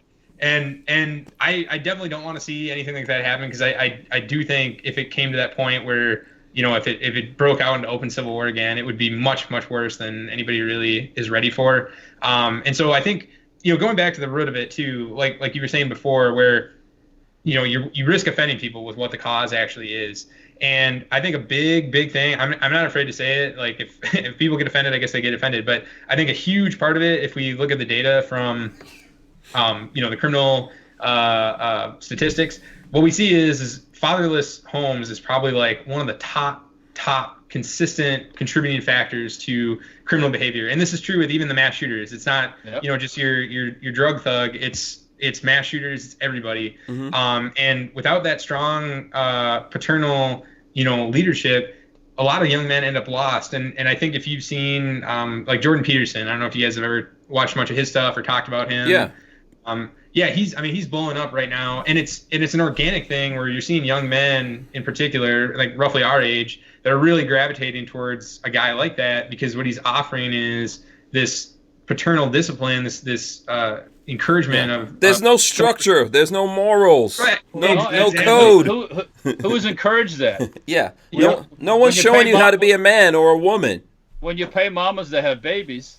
And grandparents raising kids when there's healthy. The mother and father of those kids are healthy people. There's grandmothers and all that. They don't got to work. They're getting the check. For sure. And plus making some drug money, man. What a life. For sure. And that's where I think we unfortunately, I think in the 50s and 60s, and you can see this too. It's really it's frightening, because let's say like the casualty, the frequency and casualty of mass shootings, if you were to put it on a graph going up like this, the rate of fatherless homes is doing the exact same thing at the exact same time. Over the 50s, 60s, 70s, all of a sudden we see this explosion of fatherless homes, and no one's really addressing that. And the question is too, is like, well, why? And I think Walther was dead on. You created an economic incentive for one. I mean, there's a clear, anytime you incentivize anything, you subsidize something, and programs that support it. Oh, exactly. Yeah, you get more of something. If there wasn't there back in the 50s and early 60s until 67, whenever they passed all the stuff. Yeah, there wasn't these programs that incentivized or made it. I don't have to work necessarily. Yeah. I got a place to stay, and I'm getting a check. Well, so here's the thing: if you're alive and you're healthy and you're not in prison, and you have children and you don't raise them, you don't give a damn about anyone in society. Well, right? That's right. That's just given. Yeah. If you don't care about yourself, how much you care about anybody else? Yeah. Yep. And I think with a lot of these young men too, I mean that's really what you're seeing is especially in the mass shooter realm. I really don't like giving them any more credit than they deserve, and so I try not to read any of their stuff or really give them any attention. But from what I have seen and what I have read, the snippets of it, what it is it's a bunch of young men who feel like they've been cheated in a sense. They feel like the world hasn't been presented to them in the way that they were anticipating it should or expecting it, and that's kind of like what you were just saying, where you have a bunch of young men who really care so little. They feel so defeated and frustrated with themselves that they don't even respect themselves enough to basically make an effort. So instead of putting that effort in, they say, no, I'm just going to flip the game board. I'm gonna quit, and I'm gonna take as many out as I can with me, which is, I mean, it's so sad, and ultimately, it gets back to the unintended consequence thing. And who gets penalized? Yeah. Well, yeah, we do. I hate to say it, but the average white guy gets penalized. Well, listen, that's trickle down. This is not a thing. This is not a thing that's just black people or minorities. I know it isn't. No, everyone has bought into this nowadays in our world, in our society, that they don't have to have any responsibility. There's people out there who are doing it. You guys are doing it. There's people out there doing it, right? But there's a lot of people in our society that have completely bought into this way at looking at life. It's almost like a video game kind of way of looking at life. Like, it doesn't matter, and there's no repercussions, and screw it, I'm just here on the face of the planet, and I'm useless, but I'm not going to do anything about myself. I'm going to make life miserable for everyone else. Well, exactly. Yeah, they really again they've given up on life being something that they want to put the effort into. They see no way that it's going to be what they wanted, and so they're going to show you how much they represent you. I'm going to go out in the blaze of glory. Yeah. Yeah. Right? Yeah. So no, it's very sad, and I think it gets back to at the root of it. I think getting back to a spiritual America, and that's something that's not easy to sell to people. And I don't want to be like a Bible thumper that gets up here and is like, oh, you better start going to church. Oh. But I think even just a fundamental understanding of the discipline is necessary. A moral compass. A moral compass, yeah. Right. There's no moral. Because these people don't have a moral compass. Everything's okay. I can do whatever I want. I can do whoever I want. Repercussions for your actions. Well, absolutely. And that's a quick justice in my opinion. Yeah, repercussions for your actions. And listen, that goes all the way up to the top, man. That goes all the way up to the top. We're living in a world today where the politicians, the people who are telling us that they need to take away freedom from us, make us just slaves just a little bit more. There's no repercussions for those dudes. No. Yeah, nope. and they get out there and they say all this every day. You listen to these people, what they're saying, this outlandish crap.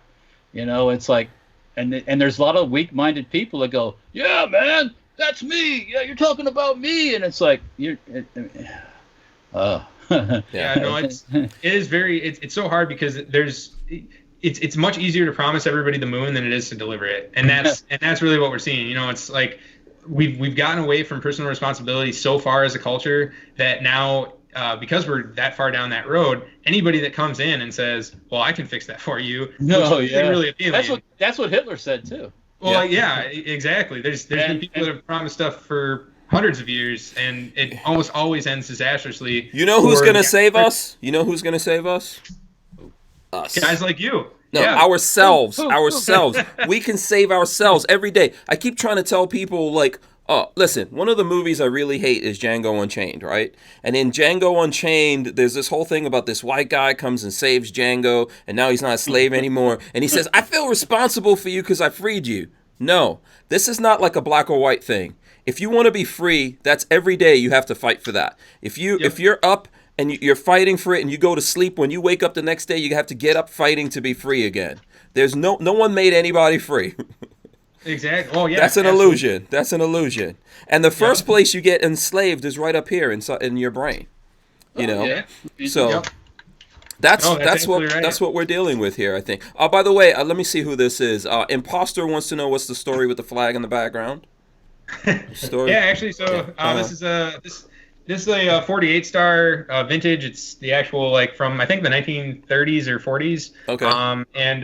So both my grandpas were in the military. One was in the United States Air Force, not the Air Force Flying Corps, like in World War II. And so he was on a bomber base during the war in England. And then when he got out, he left the service, and then my other grandpa was just graduating high school, kind of about the time the war ended in like 1946, and he joined the Marine Corps, and he was the Marine Corps marching band trumpet player. So he actually played like reveille and taps at Camp Pendleton every night in the late 40s, and then he did some other kind of cool like semi-celebrity events later because he was a pretty well-known trumpet player at the time, and so and then he was actually. As he got older, he got more and more into hunting, and that's kind of where we got that from. So, yeah, I have the flag as kind of an homage to their time in the service back when the flag had 48 stars, and part of it is too. I think I'm a big history guy, and I think probably some of the most interesting stuff that happened in American history happened in that time. That we had the 48 star flag from 1912 to 1959. So it was a pretty good chunk of American history. Covered World War I, World War II, and all the way through Korea, and kind of not even really Vietnam, but kind of the starts of the Cold War, I guess, in the early 50s there. So, the formative years. Very formative years, yeah. So no, it's just an interesting piece of history that I like to keep, and so that's the flag going on, but. We formed the industrial military complex. That's what we did. Yeah. That's right. Yeah. The government got all right, Walter. One thing when you look at you look at crime, you look at gun statistics, you got to look at the facts and the numbers. Once you do that, you go, oh, okay. Yeah. Well, the numbers don't lie. No, it's like, people lie. Not the numbers. Yeah, they twist the numbers to suit their needs, but the numbers don't tell stories. No. Yeah. No, absolutely not. Yeah. Yeah, no, and that's the thing too, is really hammering home to people that and we focus mostly on rifles, but some of our products might theoretically be illegal under a ban because it might be it might have the features that would add up to being a gun that you can't own. Mm-hmm. And so for us, it's we really try to educate people who maybe don't know. Hey, look at the number of deaths by rifles of all kind. You count the AR, count whatever you want, any rifle, and you're talking. Maybe 400 to 500 deaths a year. Mm-hmm. It's compared to 12,000 with all handgun, shotguns, baseball bats, everything. Yeah. So I just heard on the news here this morning somebody baseball batted somebody.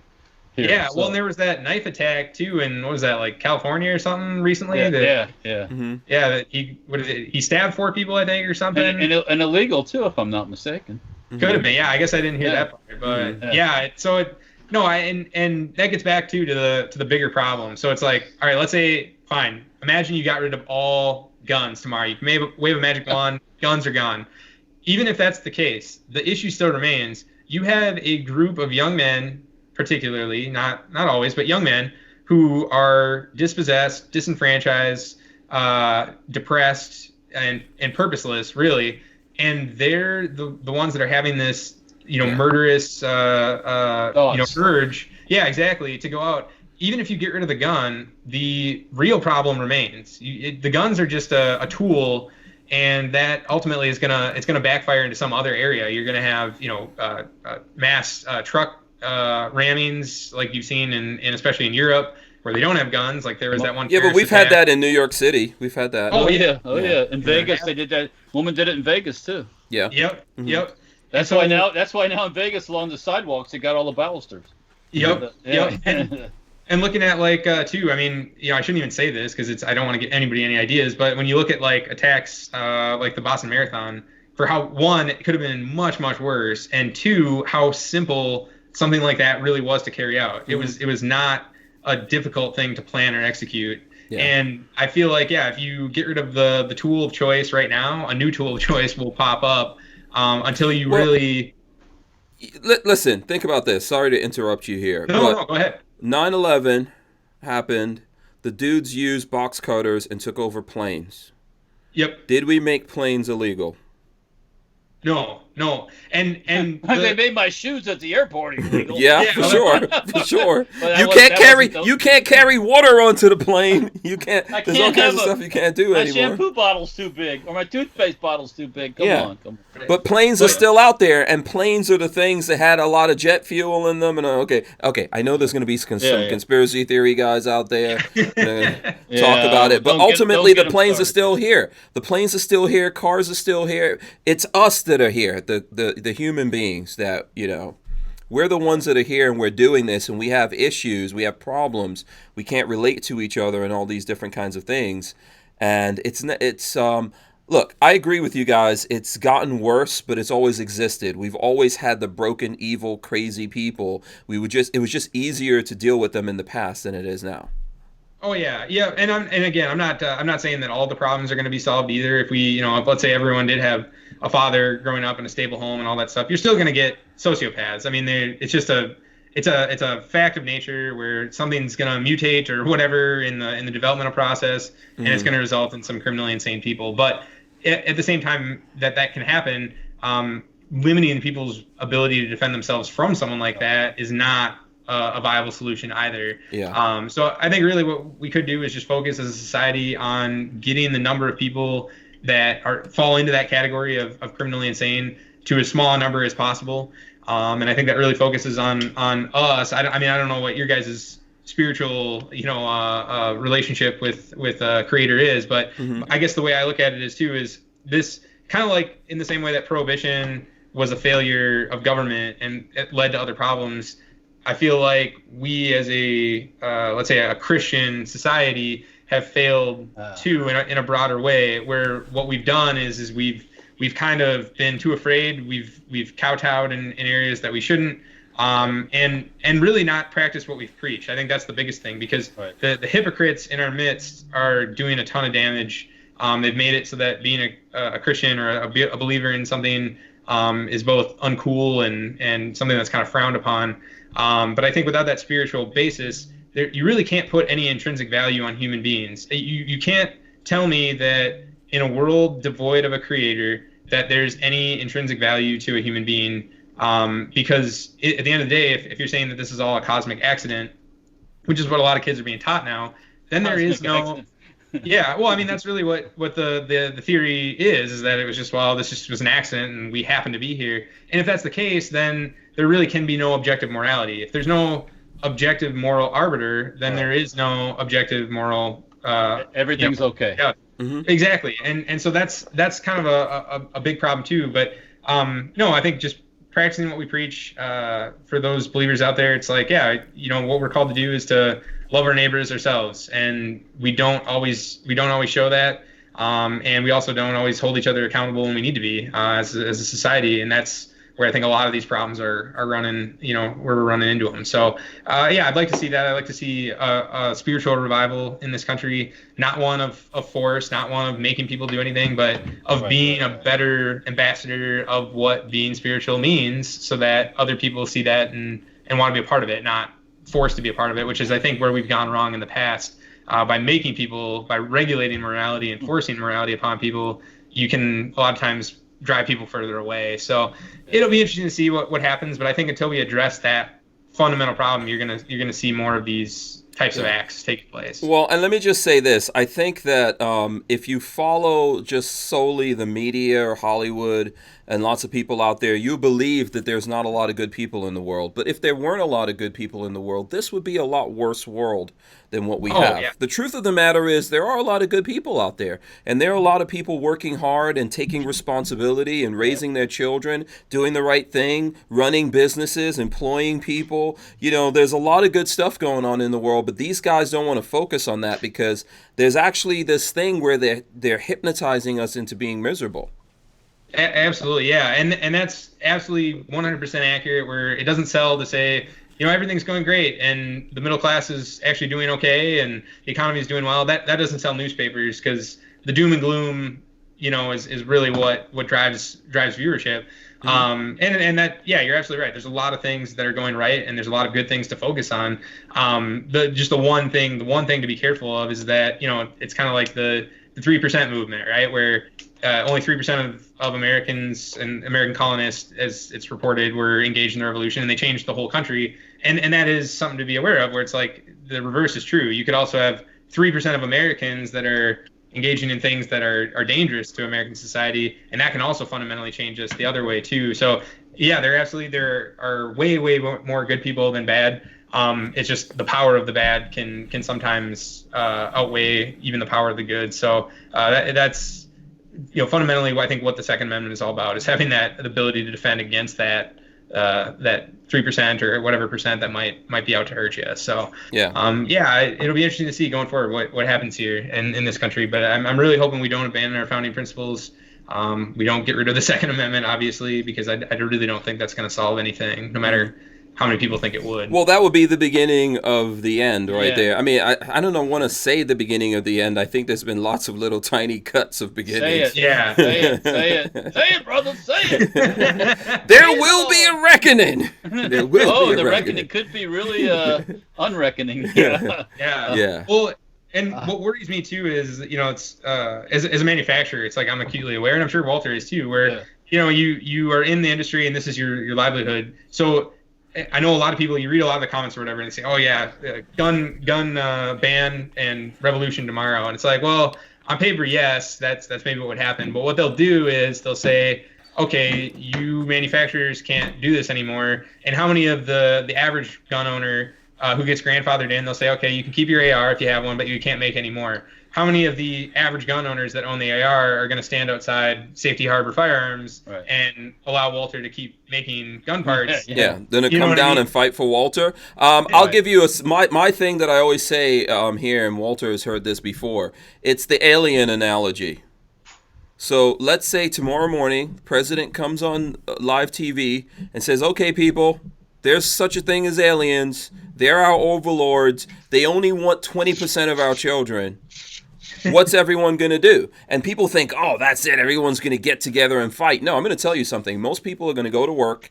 Most people are going to go, okay, as long as that 20% doesn't come out of my children. As long as it ain't me. Yeah, as long as it's not my children, or, my children are grown, so I don't care. Oh, I don't have any children. That's what most people are going to do, I think, and just go about their business. Absolutely, and that's exactly that's what I'm driving at too. Where it's they'll start with a grandfather ban on it, where then no one new can own a assault weapon, and so then all of a sudden the pool, the number of people that have them starts to shrink just through attrition. What I just stuck in here made this an assault weapon. That's right. Yeah. In terms of their definitions of it, yeah. And so they'll through attrition they'll ban it so that you can't buy a new one. If you have one, you can keep it, and that'll keep the people that have it happy. But of course, in 50 years, the number of people that are still voting to maintain that right go down to almost zero, and then it's gone completely. Kind of like we've seen the same thing with machine guns. It's just they slowly regulate it away. They don't have to do it overnight. They just do it they chip away at it little by little, and then before you know it, it's like it's the wild pig scenario, or you probably have heard this story too. It gets talked about gun ownership, where it's a farmer wants these pigs caught, so he hires a guy to do it, and the first guy he sends out there, shoots one of them, and they all run away, and the next one tries to poison them, but not all of them eat it, and then the third guy he hires says, okay, well, I'll do it in a week, but I'll get it done, and the farmer says, sure, I'll give you a week, and in a week, he comes back later, and all the pigs are gone. He got rid of them all and said, well, how do you do it? Well, I put out the food, but I put up a fence around them, one piece at a time, day by day. And they didn't notice that they were being penned in. And by the last day that they all went in to eat, I closed the fence, and that was it. And that's basically what we're going to see, I think, with the Second Amendment. Over time, it'll just slowly be eroded to the point where the only thing you can own is like a Mosin Nagant or something. And then there'll be so few people interested in owning them that goes away too. So we're not that far away, I don't think, unfortunately. Hopefully not in my America. Hopefully not in my America. So let me ask you. Let me ask you this. Okay, obviously you guys are not a bigger company out there. You're not a firearms manufacturer right now. You're making accessories and things like that. What do you guys do about the Second Amendment at the company there? How many people are involved in the company? Is it just you two? Is it bigger than that? It's mostly just us, and then we do have some employees that do like assembly work and stuff. But it's it's in terms of like management and stuff, it's pretty much just us. Yeah. So what are you guys doing out there to help with this fight for the Second Amendment? Yeah, well, and being that we're kind of a small company, it's like, well, we're lifetime members of the NRA, so we do that where we can. And I know the NRA isn't a perfect organization, and they've had their challenges. At the end of the day, they're still right now one of our best options for mobilizing around the Second Amendment. So we try to help out there where we can. Obviously, just even by the nature of what we do, helps out the Second Amendment in a sense, because by selling someone a gun, what's really, really nice about the Second Amendment, even more than, say, the First Amendment, is it's a tangible thing where you hand someone a gun and you say, okay, you bought this item. You have a real incentive to protect that right, because now you're holding a physical thing. It's not like the freedom of speech. It's not the freedom of religion. It's not the freedom of assembly. You get to hold this thing, and the thought of watching it being stripped from your hands is a powerful, powerful agent to motivate you to continue to defend that. So part of it is getting new shooters involved too. Like we work with there's a gentleman by the name of Tony Simon. I don't know if you've seen. Yeah, we know Tony. He's been here on the show. Yeah, Tony, fabulous guy. Yeah, 2A for everybody. 2A, yep, 2A is for everybody, and that's another thing too. Like we really try to work with gentlemen like Tony, who are getting people that maybe have never even considered the importance of the Second Amendment involved. So we try to help out groups like that when we can. Yeah, just general education too, like being able to come on a show like this and just talk for an hour about why we have the Second Amendment, maybe some of the nuances or angles that people hadn't thought about. That's another thing. So and yeah, down the road, like in my dream world, would it be awesome to do like a podcast like this? Set something up like what you guys do here. I would absolutely love to. Yeah. You can definitely talk, brother. So. I apologize. Use your no. I'm not complaining. No, use your skills. Talk to the people. Get out there and talk to. Listen, I think it's great that you do support Tony. He does a lot of good work, especially for folks up there in New Jersey. It's really difficult. They're trying hard as possible to make New Jersey into California. Oh yeah. So it's good to do that stuff. And I know some people out here, when you mentioned the NRA, some people not happy. What do you think? What do you guys think about this whole situation with the NRA? And are you looking at alternatives like GOA, etc.? Yeah. Like GOA is certainly something that would be an alternative to it. NRA though, it just does have the history. It has the footing. I'm really what I'd like to see. It's much easier to, let's say, co-opt a movement than it is to start a whole new one. And we've seen that. I mean, that's kind of what modern politics is all about. It's not new parties springing up. It's existing parties that get co-opted and shifted and morphed to something else. And so I think what we really just need to see is the NRA being held accountable by the members that are in it, advocating for change that moves in the direction of two-way support. But I understand too where there is an immense pressure, and this is what's frustrating about, like, say, Republican politicians in general to me, because they're obviously the ones that are supposed to be, defending our rights. That's a big part of their base, is the defending of the Second Amendment. And time again, we're seeing that they're the ones who are slipping. Whether it was Reagan in the '80s or Trump now with the bump stock bans.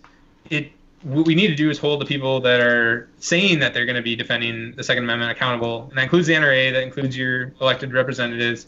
But it's really hard because the NRA and Republican politicians know that they have a base that probably won't turn on them wholesale if they give up a little bit. And I think what they're trying to do is they're trying to split the baby. They want to be able to say, okay, look, we're reasonable. We're making these reasonable moves. Reasonable. And again, I'm not defending it.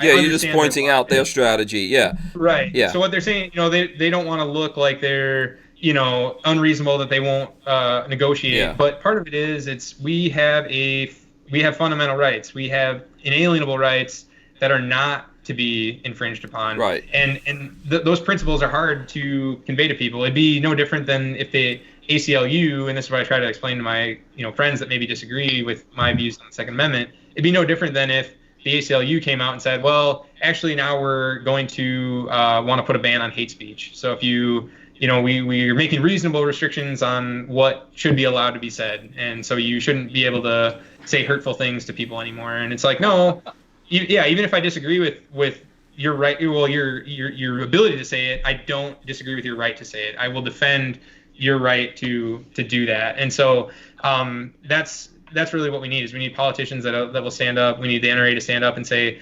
this is just a fundamental principle of the Second Amendment, and it's not to be messed with in any way, shape, or form. But that can be a dangerous principle politically, though, too, because there is a pretty strong movement from particularly the left that wants to go that way. I think this left movement is overblown, over exaggerated. It's kind of like when they say to people in general, in reality, when the whole gay thing, right? There's only like a fraction of the thing that's actually gay, right? Mm-hmm. But they want to make it look like everybody's gay, right? You thought about being gay, right? Right. So so they make it sound like everybody's anti-gun. Right. Everybody wants change. Yeah. Well, who's telling you that? That's not really true. If you look at the folks... Who's telling you that? The media's telling you that. Yeah. That's their agenda. Right. So you start thinking, well, everybody, we got to do something. No, you don't. You don't have to do a thing. Right. Doing something doesn't change it, but when they did something before, did that change anything now? No, yeah, exactly. It's and these are all what it really is just a symbolic measure. That's what people want. It's feel good. Yeah, it is. I want to feel good about what I did. Exactly. And they want to feel good is not going to be a shield to save you When some evil person goes out I there. didn't do anything. You yeah. didn't do anything. You didn't do anything. You didn't do anything. Mhm. So why am I being penalized? Yeah. Exactly. Well, exactly. I don't. If I do something wrong, penalize me. Yeah. But until that time, don't come and f with me because I didn't do it. Yeah. Well, You know? this is the thing. Like, if I could just go back to, talking about splitting the baby, right? This was, I don't know if people realize it. This is the whole thing with Solomon, right? He had these people that came to him, and they were fighting over who were the parents of this baby. And he couldn't settle it with them. And he was like, okay, I know what I'll do. I'll take this baby and I'll chop it in half and I'll give, this couple half and that couple half, right? And I think what wound up happening is one of the couples was like, okay, yeah, let's do that. And then another couple was like, wait a second, don't do that. It's okay. We don't want you to do that to the baby. And he was like, give the baby to the people who didn't want them to be chopped in half. Exactly. Exactly. And this is the thing, like if we're looking at the Second Amendment as a baby that people think it's okay to chop it in half, we don't need those people. Those are not the responsible people. Those are not the mama. That's the same ones that want to have 30 Supreme Court justices or something. Yeah. And the same ones that tell me that all these crazy. Don't trust those people, and that's that was the wisdom of Solomon. I don't know if people actually know that story anymore. Maybe we need to teach that. That's an excellent illustration of what. Yeah, of really the fundamental problem with the NRA right now is they are willing to They always have been willing to do that. I hate to say it. They always have been. They're always, and you can't do that. You can't compromise. You can't compromise with people that aren't willing on their side to do anything. Equally. And we know and what's so funny is there's never going to be a day you're never going to wake up one morning. Let's say 10 years from now there's another assault weapon ban or who knows what. You're never going to wake up one morning and Fredo Cuomo gets on and says, I was wrong. I was wrong. Well, actually, you know what? Great news, everybody. It was you, Fredo. You did it. You split the baby. He's never going to get out there and say, oh, yeah, well, I've decided we have as much gun control as we need. We don't need any more. The assault weapon ban, that's it. Because long term, it's only going to it'll be one stop on a train that goes from here until complete ban. Your pocket knife's gone. Mm-hmm. Yep. So your pocket knife is gone. That's what. Then no. Well, first of all, I have to tell you guys. Lola always tells me this. We met when she moved from Maryland to New York to go to school, and she said, "Okay, what can I have to protect myself? Can I have a knife? Nope. Can I have pepper spray? Nope. Can I have a stun gun? Nope. Slingshot? Nope." You couldn't have anything to protect yourself, and that's all because of La Cuomo Nostra, the Cuomo family, and other people in New York that set that up. They're not the only ones. That's been going on for 70 years, and that's all post World War II in New York City. Yeah. Yep. No, and that's it's amazing to see. You look at all these places where they've tried the gun control measures to the extreme, and those are some of the most violent places around. And so it's. And I think it's the tail wagging the dog too, in a sense. A lot of these laws get passed because there's so much crime in those areas, and so people it's a knee-jerk thing, but it doesn't solve the issue at all. It's not. It doesn't get rid of the crime. The issues just continue to compound on themselves and get bigger and bigger and bigger while you ignore them. Mm-hmm. Right. Yeah, and of course, politicians want us to need them more, not less. They're not in the business of solving problems. They're in the business of creating problems for us. I think this is what a lot of people don't. This is what a lot of people don't realize about politicians. They are in the business of making our lives worse, more fearful, more desperate. Where we come to them and say, "Oh, please, master." Save me, master. Job security. Yeah, security. Yeah. So this is why I've been asking people lately. Hey, is a little bit of slavery okay? Just let me know. Is a little bit of slavery okay? Because I don't think so. Let's see. Let's pivot here a little bit. You guys want to talk about some current events? Okay, I got one Florida man thing I got to tell you about. Florida man. Right. Okay, yeah. It popped up right as the show was starting because I guess I subscribed to this Florida man channel thing. Yeah. Florida man sprays neighbor with bug spray, hits himself in the head with nunchucks. And they got a picture of this brother with a big red and a mark through his nose where he must have whacked himself right in the head. He looks like he's like, oh man. Don't go for the nunchucks if you don't know what you're doing. Everybody's not Bruce Lee. They should ban those next. Yeah. People are hurting themselves. Oh my gosh. New York did ban them before. I think now there was a Supreme Court case, right, Walt? Where they're legal again in New York. Yeah, it's legal in New York. Have you heard all the nunchuck attacks? Yeah, yes, I don't know. Yeah, I know. Rampant. People need to start doing nunchuck classes in New York so people know how to use their nunchucks. Man, I'll be walking around. I'll have a holster for my nunchucks. I'll be open carrying those bad boys. You turn in your gun, which is illegal, and you get legal nunchucks. Oh, boy. Right. And you just go at it with each other with nunchucks. Come on, man. That would be so ridiculous. I could just imagine that. You know, that would look a lot like there's this video of these New York. I gotta look and see if I can find this video. I think it's New Yorkers, and they're flipping each other the bird, right? So they're really mad, and they meet in the street, and they're flipping each other the bird. But that's all they're doing. But they're doing it in more and more elaborate ways. Have you guys ever seen that video? No, I haven't seen that. Yeah, I have to see if I can find this video, if I can look it up here. Yeah, okay, so that was your news. Do you guys have any news? I saw this thing. So Epstein, his neck was broken. What was it? Collarbone, neck bone? Bones in his neck were broken. Yeah. What is the deal with that? Oh God, that's a kind of a touching on the whole society thing. Mm-hmm. Now you expect this stuff to happen. Yeah, you almost expected. As soon as he was put in jail, it's like he's going to commit suicide, or he's going to get suicided, or whatever, Arkansas, or whatever, and or whatever. And it's like, look at that, it happened.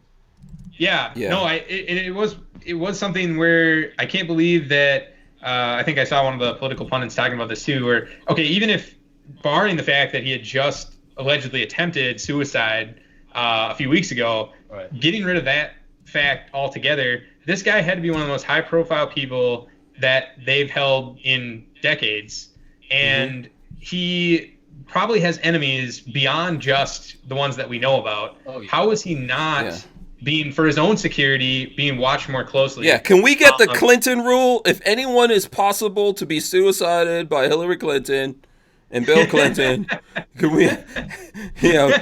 we get special protections? Yeah. But seriously, though, I mean, in New York City, the guards were asleep. They took the guy out of his cell. I don't know, the guy, the big muscle-bound guy, that didn't make any kind of sense to me. You know, it's so bad. I think did they suspend the warden or fire him, or they moved him somewhere? I don't know if it's maybe, yeah, something like that. A lot of people are saying too, it's like, all right, they try to match prisoners from what I was reading earlier today that, they don't want to put because like a pedophile or someone accused of that is like target number one in a federal prison. So you're going to put a big Cog Diesel dude, did you see that? Yeah, exactly. That's what everyone was saying. Yeah. And he was a guy that had been, I think the cellmate was charged with like 4 murders or something. Yeah, so that guy looked very rapey. Yeah, he did. But yeah, so that's the thing where it's like, okay, you don't put a guy that's in there for the rest of his life, pretty much guaranteed, in with a guy that molested young girls, apparently, because that guy he has no incentive not to just kill that guy. Mm-hmm. So yeah, that would be certainly interesting to see what went on there that paired those two together. But again, too, I want to be careful so we don't fall into the conspiracy theory trap, because a lot of times those turn out to be wrong, and then it hurts and undermines our case. Too late for that, man. I am a certified. I am a certified fan of Alex Jones. Alex Jones was talking about this. Give Alex Jones some respect out there, man. They deplatformed Alex Jones. They deplatformed him, and this is one of the big things he was talking about. Can we get Alex Jones back on some platforms?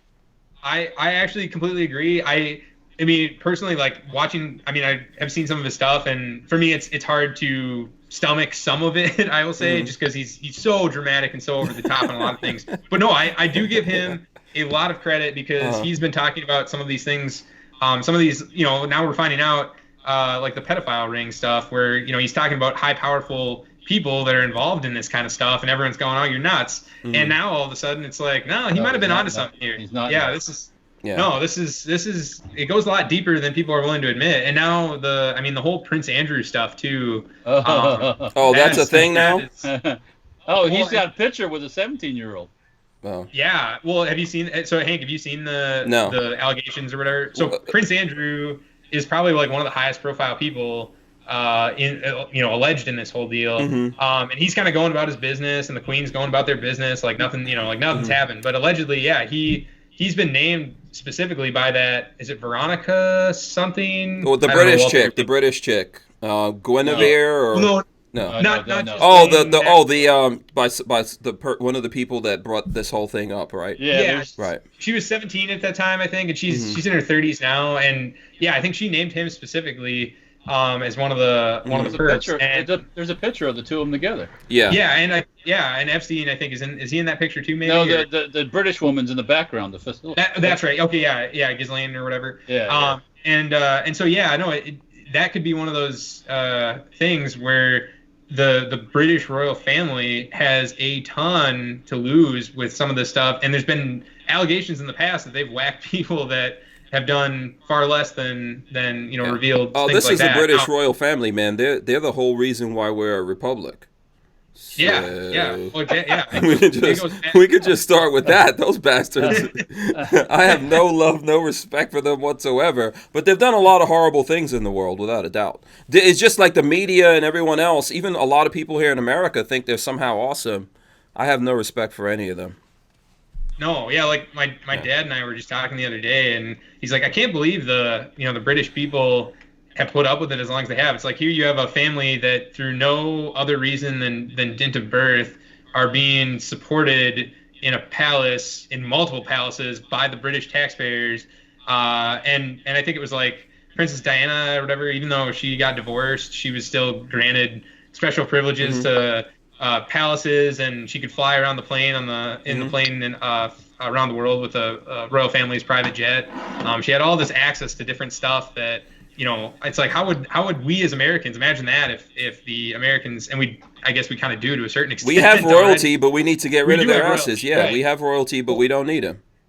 Yeah, we don't need them, right? No. And then that's the thing where it's it is amazing that they are willing to pay for it, but the symbology, the symbolism of a royal family is obviously deeply ingrained in the human psyche. Well, it goes back to the Bible too, right? The Israelites.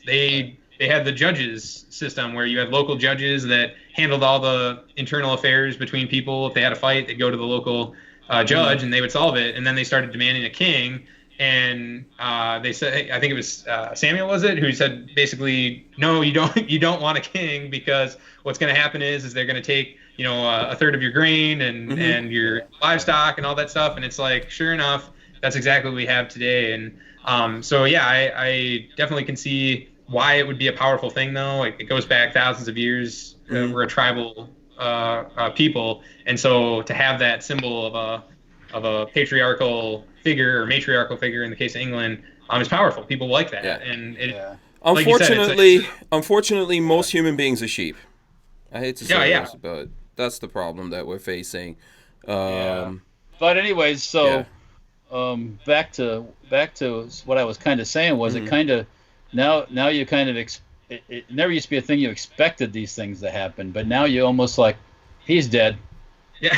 Yeah. Well, I mean, and sure enough, boom, it happens, and it's like, and then people get jaded to that too after a while. It's like, well, Harry's holsters is saying he's probably still alive, or there's some theorists, there's some conspiracy people saying he's still alive. That's another. Yeah, he's in Israel or something, right? Yeah. Does anyone see did you guys see the link I put up here in our thing, and I also put it up on the channel? The flipping off fight. Yeah. I'm gonna flip it over here just for a second. I just want to show you guys this. If you have the link, you could pull it up if you guys see it. And if folks out there, I did put it in the chat. I'm going to throw this up here for a second because I'm always telling people about this. This is incredibly amusing. Look at these guys. They're just going at it. They're first close to each other, giving the bird. Now they're walking into the street. This might not be New York City. I don't know. Or maybe it's over in Europe somewhere. Yeah. So now they're just like, they're just going to do extra. This is a war of the birds. I don't know. For the people that are listening, it's just two dudes. They're like walking down the street in traffic, still giving each other the birds. Flipping each other off. Yeah. I see on Fox News that the coroner in Ohio says that the Ohio Dayton gunman had cocaine, alcohol, and guess what? Antidepressants. Oh, no. No, you say. No. Imagine that. Look look at Walt. He's not crazy. Yeah. I actually heard that from somebody else that was talking about that, and it coincides with that shift in the 30-year kind of uphill thing with these events. That's when they started. That's when they started handing out all these antidepressants and fix your kid in school by giving them drugs and all this stuff. And So that's a big part of it too. Yeah. And that kind of coincides. Talking about school, back in the old days in school, you had like recess, and you had PE. And you got to go outside and run around and harass your fellow schoolmates and beat each other up. Yeah. And you got all that you got all that stuff out of your system. Now they don't have that for kids. They don't get to go out and run around. Yeah. They also used to beat you. Yeah. Well, it's survival of the fittest. Yeah, some lashes. No, I'm not complaining. Sometimes it's good. I got it a couple times in school. So, but then I realized that that's not the way to do things. So then Yeah. Well, and that's part of it too. It's like, you don't have that self-respect, and you can get it pretty fast if you get in one of those schoolyard scrapes. You can learn pretty quick. Okay, what it feels like to get respect in a somewhat constructive way, and what it's like when it's taken away from you too in a fight that you can't win. And so, I think they've done a ton of research on that, where the need for play and for rough and tumble play with especially young men is incredibly important. And Jordan Peterson, like we had mentioned him before, he talks about that stuff all the time. Has a lot of great resources that he references. You can't swing on the swings too hard because you might fall off. Yeah. You can't time on the monkey bars because you might fall off. Yeah. Also, everyone can't win. And that's everyone can't win. Yes, absolutely. That's a lesson that people need to learn. Okay, listen, we've got a couple of minutes here. I want to encourage everyone that's still hanging out with us to smash the thumbs ups.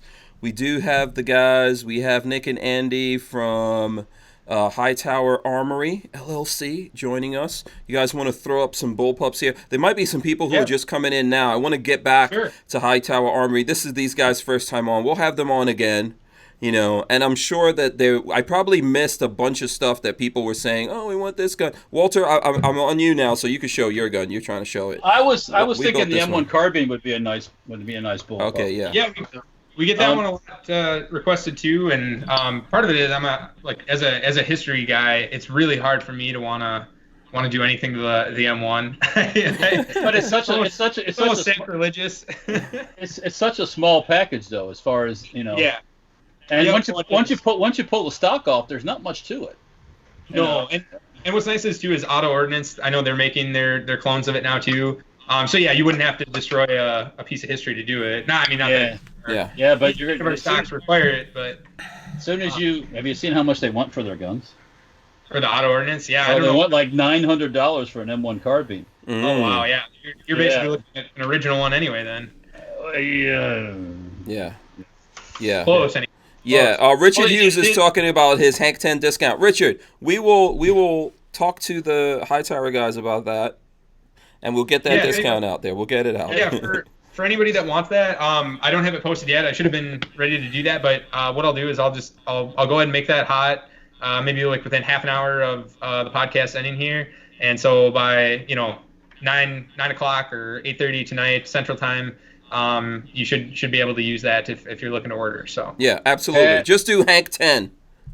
Yeah, Hank 10, and I'll try to do all caps. We'll do all caps Hank 10, or do you normally do capital H? Whatever works for you guys. Yeah. Okay. Whatever works. Yeah, we'll for just you do guys. all caps or all lower Hank 10. Then. Okay.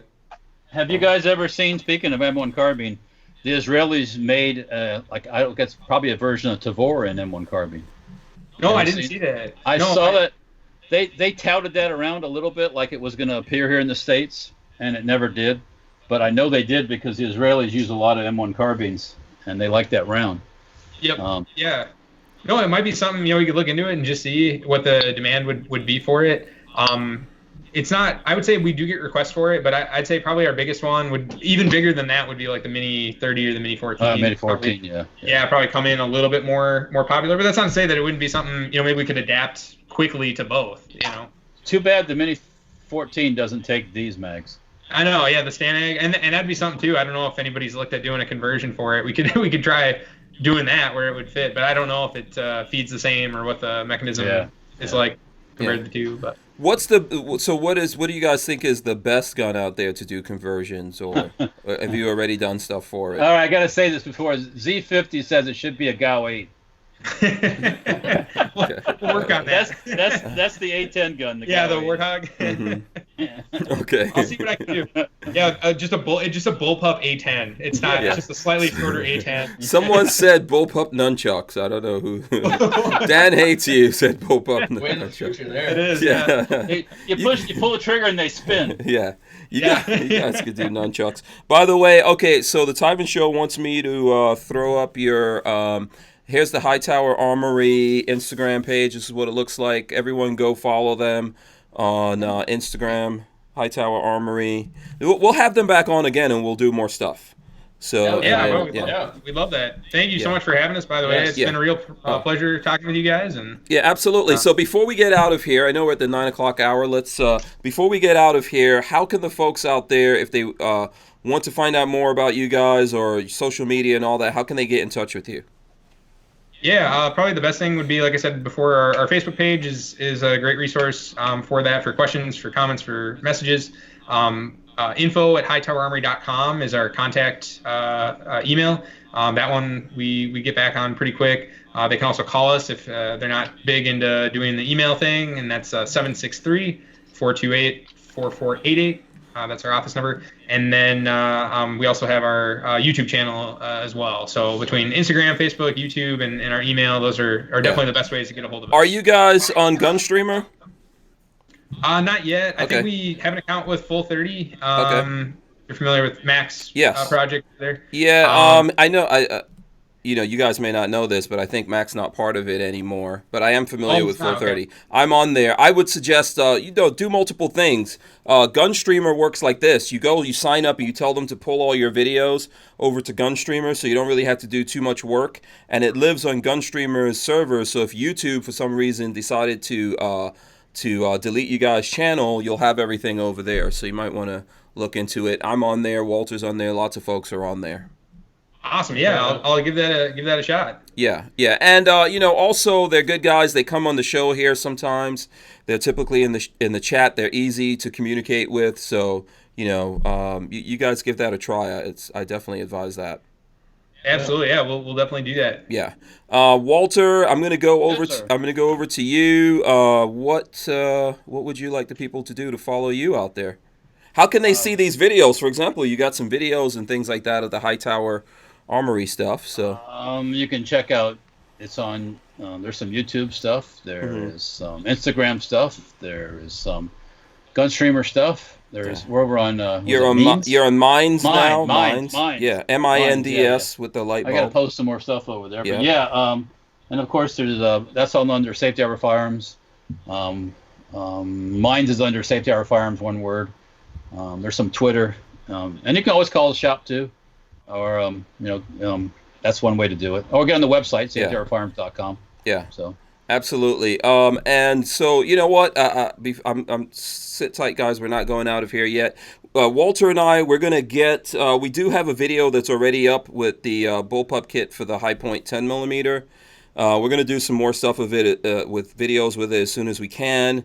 We do have the PS9. I forgot what's the name of the PS90 kit, guys. 9022? Yeah, the 9022. We've got that there. Walter's showing it now. We've got some videos. And by the way, you guys might not know this. We were talking about Gunstreamer. A lot of these videos, when we make them, especially if we show people things like how to put it together and all that, YouTube's really coming down against those videos. So you can find a lot of that stuff on Gunstreamer from us as well. That's and what he means by that, they're not monetizing them. They're demonetizing. Yeah, they're demonetizing it, which pushes down the discovery of the videos and all that kind of stuff. So it keeps pushing the creators down. They're pushing them down. Yeah, man. They're keeping you down, man. Yeah, absolutely. A funny thing, all the stuff that we did with Antonia Okafor, they've automatically just demonetized it. So that's I saw it. You had her on yesterday, right? Yeah, we did. We had her on day before yesterday. So. Day before. Okay, yeah. No, she's a great asset to the Second Amendment too. I saw her. They did a Vice piece on her, I think, for a while, or a little bit about her anyway, and that was really interesting too. But just getting some. I mean, it's sad that it even needs to be said, but diversity of the most just banal type. It's like, like the color of somebody's skin makes a big difference or something. But obviously in this culture where that's like a huge focus now, it is so critical to have that diversity for our movement. And that's why it's really cool. And it's awesome working with somebody like you too, where, it's somebody that maybe isn't associated with the Second Amendment and the general psyche of let's say the left or the gun grabbers. Yeah. And so, thank you for everything you do and for giving people like us a voice and keeping the Second Amendment going strong. Absolutely, guys. Thanks. Yeah, it was my pleasure. It was great having you guys on. Sit tight right there. I'm going to drop the end. We'll see you guys tomorrow. It's going to be Friday, so it's going to be, what is that, like Freaky Friday? Freaky Friday coming up tomorrow. Lots of Florida man news tomorrow. Yeah. Don't forget to subscribe. Don't forget to thumbs up and also ring the bell so you can be notified when we go live. We're out of here. We'll see ya. Peace. Thanks to Hightower Armory. Make sure you guys follow them on social media and tell everyone you found out about them from us. We're out of here. Peace. Thanks so much, guys. See ya.